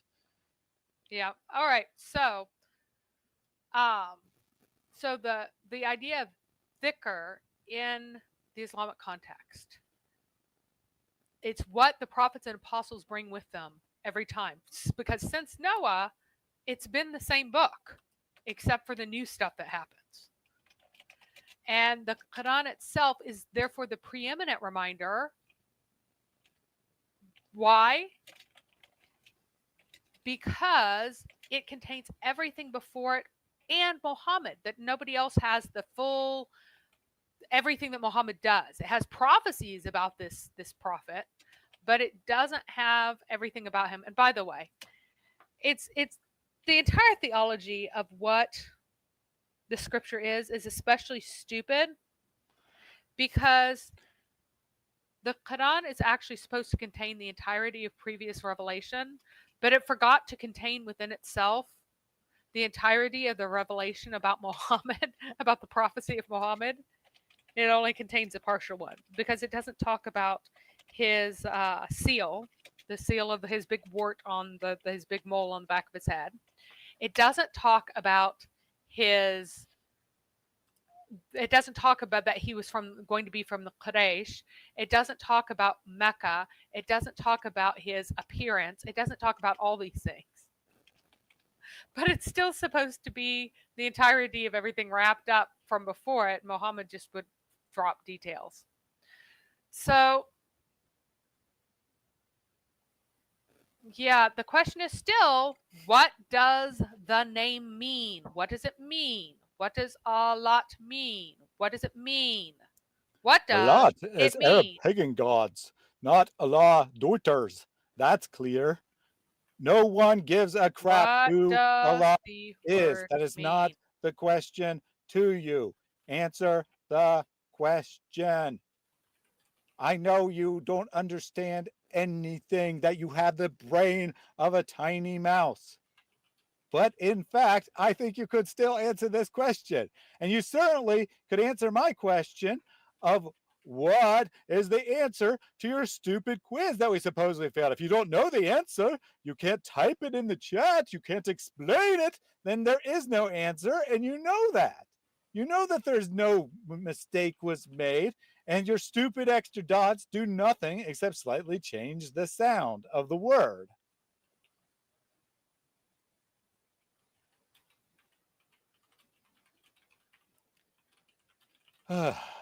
Wordos. All right. So the original usage was more like kind of the general usage of bringing to mind, memorializing, that kind of thing, colored by the pagan usage, which actually was about reading aloud an inscription. And then over time, it became more and more technicalized. And the words that were written from this from the root became more standardized into dhikr rather than any of the other types of like, this is the reminder rather than remember, this is the remembering, or this is the remembrance, or this is the remembered, right? These are all variations, but if you're using something as a proper noun, you usually don't use lots of variations of word. You just use one word. And you kind of see over time as it ossifies into this very technical meaning of the Quran, as we now call it, when it is recited, is a dhikr, and so is it, and it also is a dhikr whenever you say Allah's name, whenever his name becomes Allah, whenever it becomes allowed. So his genius comment here, which is an admission that there is no answer, is if you don't know Arabic, how can I explain it to you? In English, the same way you're asking the questions. Duh. If you can't explain it, if you can only explain it in Arabic, then there is no actual difference. If there's no difference, if there's a difference in actual meaning, if the word actually means something, then you can explain it in English. You're not very good in English. It's too hard of a language for you. I understand that. And since Arabic's a harder language, you obviously don't know Arabic either, because it's the hardest of all languages and you're incapable of proper English. But you know enough English to explain in broken, barely coherent English what it means. You are capable of doing that. You don't have to do it in Arabic. If there is no meaning that can be conveyed in English, there is no meaning, period.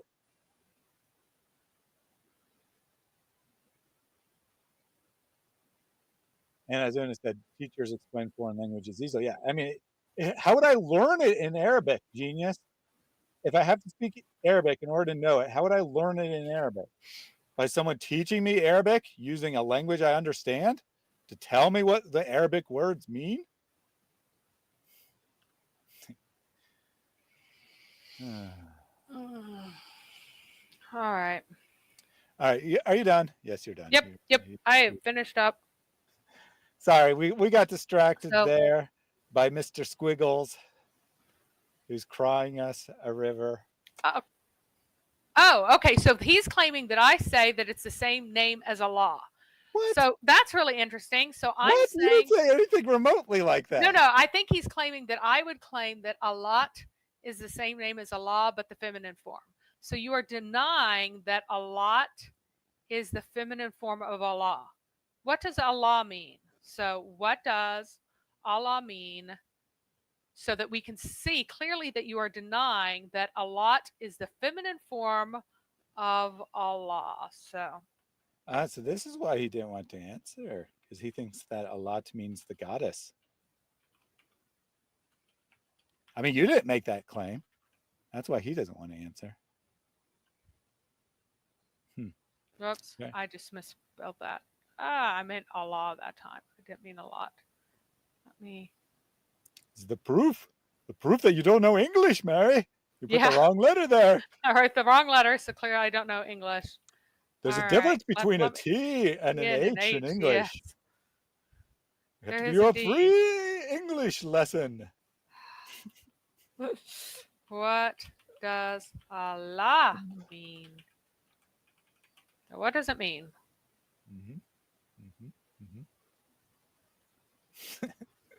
Which clearly shows this is the proof Islam has a witching hour. It must be 3 a.m. somewhere. I think it's 3 a.m. in Squiggle's mind, for sure. In reference to that's when the demons come and play around. Definitely. All right. So we'll give Squiggles some time to think that over. Let me take some of these comments from throughout now. We'll start. Let's start with an off-topic comments from Davey. Did you hear about the guy in Germany who got stabbed by a follower of the religion of peace? It was all over the news. I have not heard that. Was this like within the last day or two? Or regardless, I haven't heard it. I'm surprised that it was a major news story where you are in the UK, because typically these things just get totally ignored unless it's like a 10 people at once type deal. So I haven't heard about that. Mary, have you heard about it? I haven't heard about it. Sorry. Professor Yoffel says J. Smith versus Mary dialogue would be fun, not debate. I'd love to share that. Would be very interesting. I'll just leave it at that. Jamiron said, I'm a slow typer and it's past 3 a.m. where I'm at. No offense meant, guys. Well, I didn't take any offense. I mean, I kind of joked around with you a little bit on that first comment, but no offense. Just didn't realize the context. Yeah. Yeah. And Jamiron also said that he agrees with you, Mary. I'd add that it most definitely sourced heterogeneous material as Muhammad went through from separate sources, ancient poetry, Babylon text, New Testament, Old Testament, and so forth. So the context of him saying I agree is that the Quran reads like a single author throwing stuff together as opposed to a careful editor. Yeah. Yvonne says, I'm hoping that J. Smith's theory is correct, but I want to learn as much as I can and reserve judgment. I'll be silent from now on and just learn what I can. I appreciate that. I don't recall seeing any other comments from you, and you made this earlier. Chances are good you're not actually watching, but I appreciate this attitude of, I want something to be true, but I also want to know what's actually true and not just blindly support that. Which brings me to this comment from Michelle. I now feel dumb that I ever believed the J. Smith thesis. And don't feel dumb. There's a reason why Jesus mythicism, for example, is very common among atheists, at least the aggressive online type. And it's because there's a certain inherent emotional appeal of saying, yeah, your prophet, he never existed. So I get the appeal, right? I definitely get the appeal of saying that Muhammad never existed. I understand why people would buy into it. Jay is a very good speaker. He does a great job arguing his case. Who ate the apple? My concern is that he's leaving out huge portions of the data, and I find it hard to believe that that's unintentional. In other words, he's structuring the argument to not give you all the facts and make it seem really obvious that he's correct, when he probably knows that his case isn't nearly as strong as he makes it out to be. So don't feel bad about that. No big deal. Has Squiggles said anything while I was reading this? No, I pointed out that he doesn't know Arabic if he doesn't know what Allah means. So yeah, Quran came. This is the only comment, I believe. Quran came is Arabic language, not in English. How can you speak about languages you don't know? So Squiggles, how can you speak about English? Huh? Mary does have a lot of knowledge about Arabic. She knows Arabic in a sense. Is she the world's foremost expert in Arabic? No. Well, you're clearly not the world's foremost expert in English. So how could you know anything about it?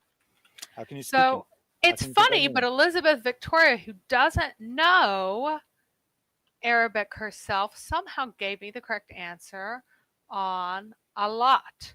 So we find that Allat is called Al-Ilat by Herodotus.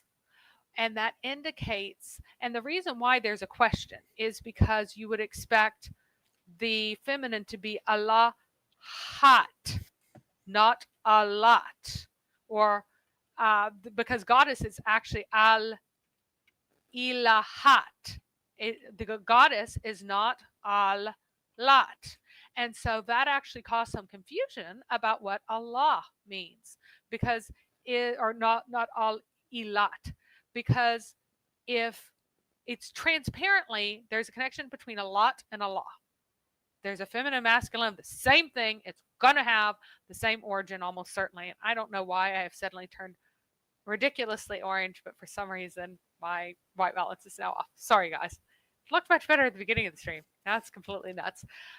You're orange. So, but the issue, though, is that some people are like, well, maybe it means the lofty one. Maybe it's an abbreviation for the lofty one. Because why isn't it Allahat for the feminine? Why is it just Allat? Well, it's because it's actually older than the standardization of the feminine ending to at, from being either just a T or being an AT. There are a few words in classical Arabic and regular Arabic, just about all the dialects of Arabic. I don't know if there's any dialect of Arabic has a deviation from this, but bint just has a T added to ibn, right? It becomes bint to make it feminine. So from son to daughter, you just add a T, because that word ossified back when sometimes you could make the feminine by adding a T, and sometimes you could make it by adding just T.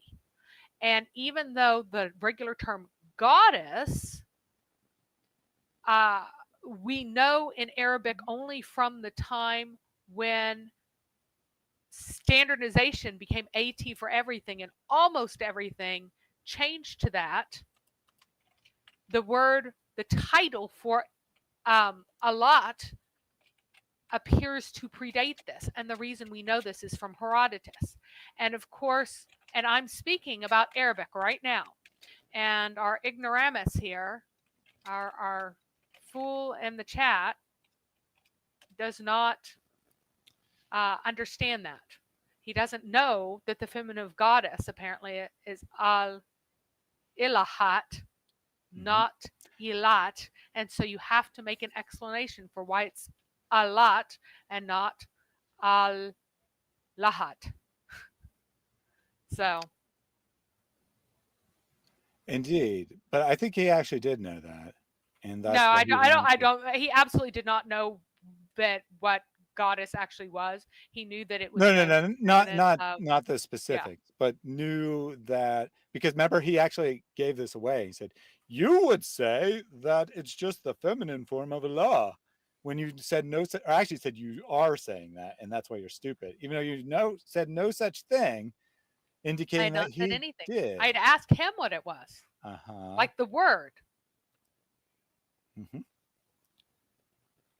And Squiggly showing off his amazing knowledge of all things. I didn't say I am English expert in Bible. Well, that's great, since the Bible's not written in English. You came here to speak about Quran witch, yes, the Quran witch, which came in Arabic.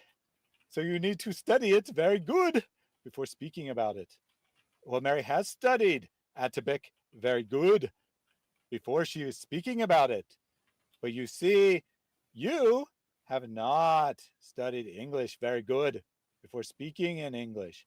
And you certainly, now it's your credit, you haven't spoken about the Bible, which you think is written in English.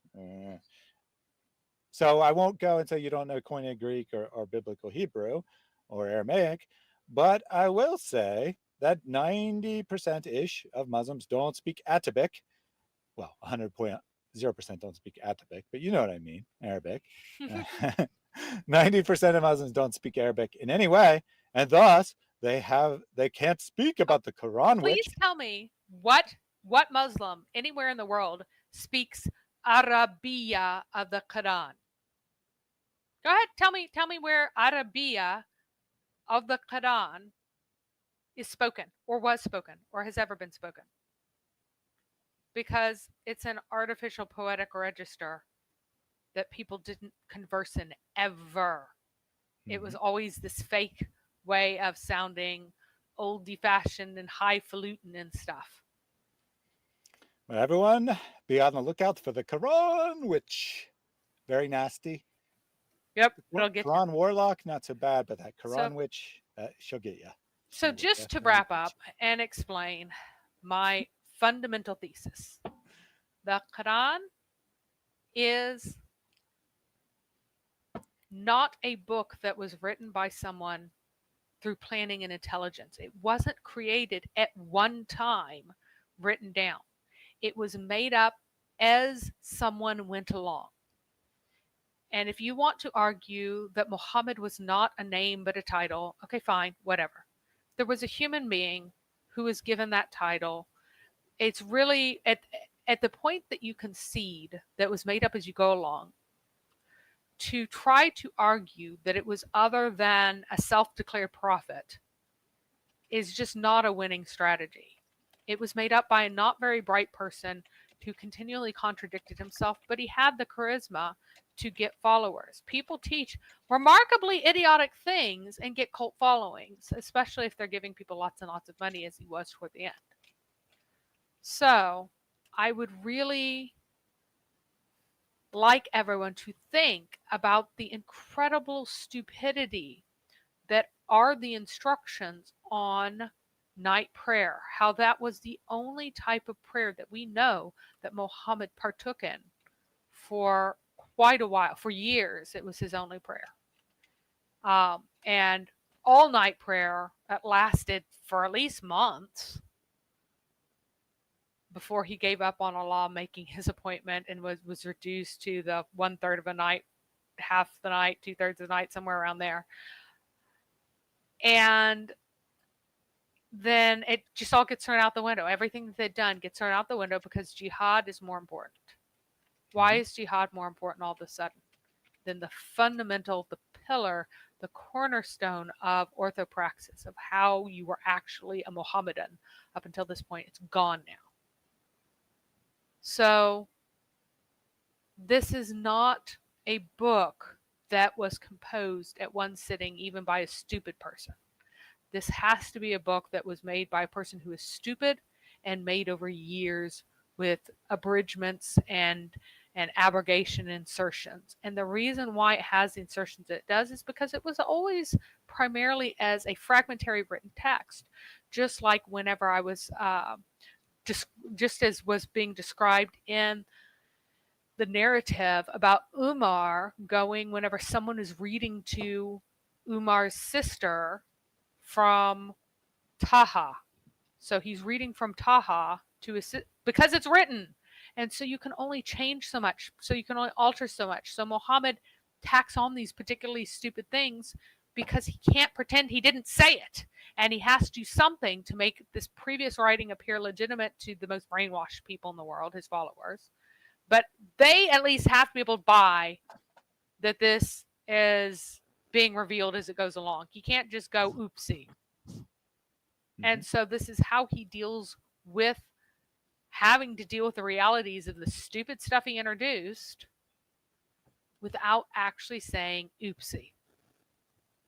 Very, very human and very stupid. So J. Smith is wrong, along with all of the rest of the mythicists. Not because Muhammad was a great man, not because the Quran is so elevated, because it is literally too impossibly stupid to have ever been written by anyone sitting down at a particular time who doesn't have to send it out in pieces. And certainly by a world power who has all of these educated people at his disposal and has access to all of this information. It is too stupid to be from other than Muhammad, a fake prophet in a deep backwater whose people were so deprived of knowledge that they found his idiocy persuasive. Una would like us to know that she is the Quran witch, which could be correct. And then Colton said, how come the Quran is not dated? Well, because it's a witch, obviously. Who's going to date a witch? Gosh. And Davy says, Mary is giving the Muslims a break. She's breaking them. I see the kind of clever wordplay that we don't actually see in the Quran. Instead, its idea of wordplay is, well, I was trying to think of Mary's specific example. This isn't it, but worship. You worshiper. Yeah. That is the cleverness of the Quran. But Squiggles has the last word here.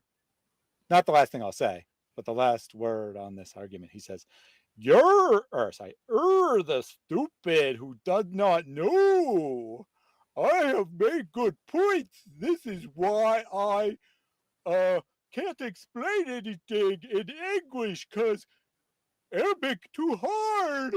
I You're have the destroyed stupid who you. does not know Allah. Oh, Allah. I don't care. Arabic is so hard. No one Ya could ever Allah, my understand it. This is backside. why Allah picked it for the true religion that you can't join without understanding. Quran witch sounds scary. Yeah, twice as scary as a regular witch for sure. We will wrap up here very shortly, but let me run through these last few things, starting with a super chat from Jack Ray. Wasting your time on social media is one of the best deeds a Muslim can do. There's a huge need for it. You know this and I know this. So that makes the reward even greater. So give generously and Allah Azza wa Jal will give you even more. Allah will give you even more for wasting your time on social media. I don't know if Allah will give you more, but Rabat will certainly give you more the more you donate. So thank you very much for that. Houston says, serious question, and I think this is the question of the evening. Given our interaction with Muslims today, why are Muslims upset about Mary disputing J. Smith's theory? I mean, we had somewhere between 10 and 15, I don't know the precise number, I didn't count them, but somewhere between 10 and 15 Muslims attempt to engage with us. We had one or two give these empty rhetorical statements about how stupid we are and how dumb our argument is, and the other, let's just say 10, all tried to change the topic. And it seems they're very upset about Mary arguing that Muhammad's a historical figure. I wonder why. Maybe because they don't want to talk about what Muhammad did in history? Nope. They don't want to explain why. They're like, you understand why it's so important. It was so important to pray at night. And we're like, yeah, so why do you only need to do as much as is easy now? Like, yeah. Mm-hmm. Oh, Prophet Muhammad had more than 2 billion followers. So the problem is with your mind, who except Jesus created his mom and made her pregnant by him with his father. He's such a moron. Hey, you already said that you didn't know enough English to say what's in the Bible, so why are you trying to say what's in the Bible? I mean, your Quran is that stupid. So the Quran is that stupid. It is. It absolutely is that moronic. So why would you believe that Christians believe that? Because you are an idiot. Why are you an idiot? Because the Quran makes you an idiot. Congratulations. You are a moron because the Quran makes you stupid. And let's just take this argument seriously. So whatever the most people believe must be the truth, or whatever over a sufficient number of people believe in the world must be true, right? So let me just get the current population of the world, because it changes, 8 billion, let's just round to 8 billion, 7.951, 8 billion people in the world as of today. 6 billion think that Muhammad was a false prophet. Therefore, it must 100% be certain that Muhammad is a false prophet. There's something wrong with your mind because you are in the minority. Only 2 out of 8 billion people in the world believe in Muhammad. Or your logic is stupid. One or the other. Your choice. Yep. One or the other. You said you are ex-Muslim. Can you go and speak about it? I mean, he could, but why would he have to? I mean, you can't even tell us the answer to your own pop quiz. So you clearly don't know anything about Islam. You don't know Arabic. Ask him whether or not I'm making good points. That's simple. We had a goofy French Muslim here who didn't know Arabic and who was making false claims. Now we have you who's pretending that you know what's in the Quran, but you don't actually. Anyway, I think that we are... Yep, I just got to run through the rest of the comments here. Mohid says he was busy offering salat because Allah came down during the special hour. What did he miss? Allah, that's very important. You got to step away when Allah is descending, which we affirm, but we don't know what that means, according to Salafis. We affirm it's true, but we have no clue what it means. And if you raise any doubts about that, it's because you're clearly in error. And this has nothing to do with, for example, the Trinity, and not every Christian being able to fully explain that.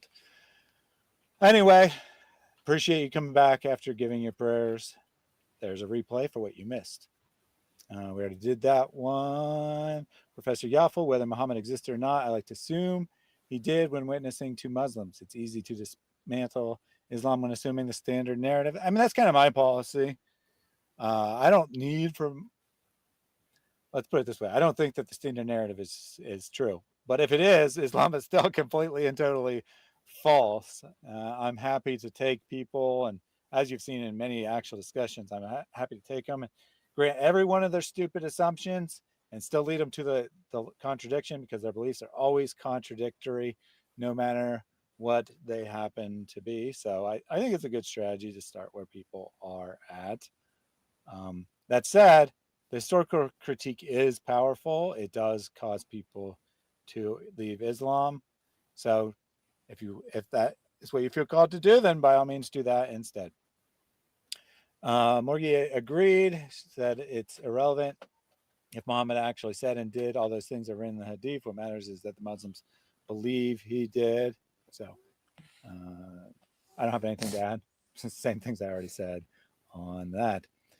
Tommy Guy says, well, they changed the most perfect Quran over and over again. Nobody knows what is real or not. And I want you to address this, Mary. Do we know, or do we have at least a reasonable guess of what is original to the Quran and what is not?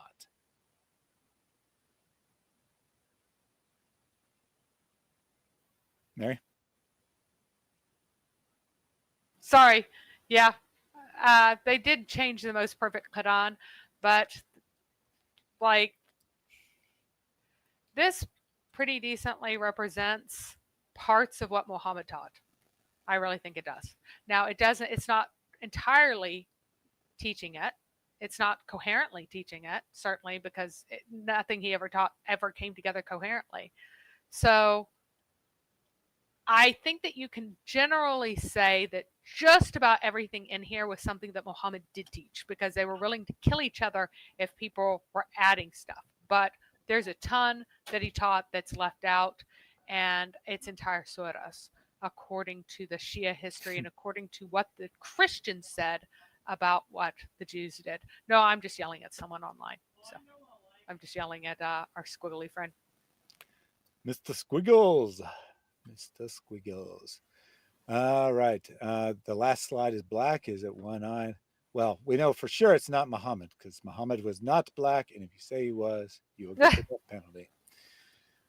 Davy Jones says, before Islam, we did that one earlier, but he also said, when I was a Muslim, I used to do the same by going into other streams and spamming. The indoctrination and hypnosis done on Muslims is quite strong. I can testify to this. I appreciate your firsthand testimony. Not news to me by any means, but I still appreciate having that confirmation. I mean, virtually every ex-Muslim I encounter says similar things. They had questions, and they were told that it would be evil to ask questions, to just blindly submit and repeat. Final super chat from Jack Ray. O son of Adam, spend. I will spend on you. Give, then I will give you. It's difficult because you know what? These are my last few. As it is, the price is going up, the rand is going down, this is happening. Excuses. Those are excuses. You give and watch what Allah does. You press the like button and watch what Allah does. See if we can spread this to more people by being sure to like before we leave here in 2 or 3 minutes. Appreciate the donation. He said, Wingnuts assemble. Hey, if all Mike Wingers fans come here, I will certainly welcome them. He has far more followers than me. And he also did the apple animation and said, Apple time. You did not win any apples in your donations today. Sorry, Jack. Yeah, we did that. Cargo Crew said this is a very good topic. Thaddeus and Mary are extraordinary hosts. Appreciate that very much. And Trump fan club says Lionel Messi has 500 million followers. Well, 500 million is less Nice. than 2 billion. So obviously, maybe he's a junior prophet then. yeah, he's only a quarter as true of Islam. Of course, when Muhammad only had 12 followers, I mean, it was like 0.000001% true at that time. It doesn't become true until you get to the number 2 billion, which, by the way, means Christianity is true since it has 2.3 billion followers. Artemis, very cute. Yep, she came in for a little bit. We saw a lot of the cats today. Saw Einstein briefly. Saw Artemis off and on several times. And you got Morgan in my lap right now. I think that's her second time being Yeah, here. and until I went to get more water, my dog was here asleep on his bed the entire time. But I had to, I broke my holder, so I didn't have anything to record him with, unfortunately. Absolutely. And that is the last of our comments here. So last up is announcements. What are we doing next week, Mary? We are jumping to one of my very, very favorite surahs again. The one where Muhammad tells us that the sign of the end of the world will be whenever you see animals lined up 2 by 2. So you will look out, you'll look out of your window, and there you will see pairs of animals, and that lets you know that Allah is about to come. Excellent, excellent.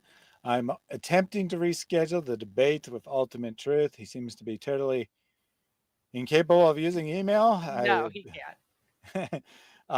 He keeps replying to messages that are like 2 or 3 messages old. Like, so on Saturday when there was his failure to properly schedule it, I said I'd get back to him within 24 hours for a potential reschedule. I did. I suggested Wednesday. I did not hear anything. So I messaged him back and said, if I don't hear anything by the end of Monday, I will have to say Wednesday's out because I can't do things with I can't make someone else moderate with no advance notice. In theory, I could jump on, but I can't make someone moderate with no advance notice. So he didn't reply by the end of Monday. I sent an email saying, all right, Wednesday's out. Can we reschedule for Thursday or Saturday? And he emailed me back and said, Wednesday would be great. I'll see you then.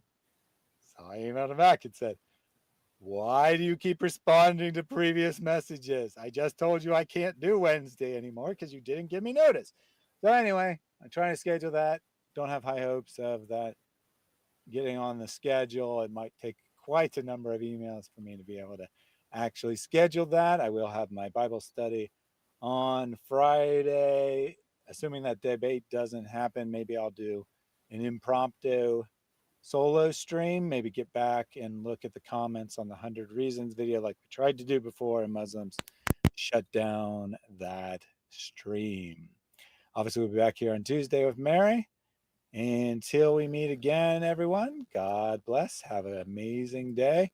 Take this information, have conversations with Muslims however you feel called to do, because we are all called to spread the truth. God bless.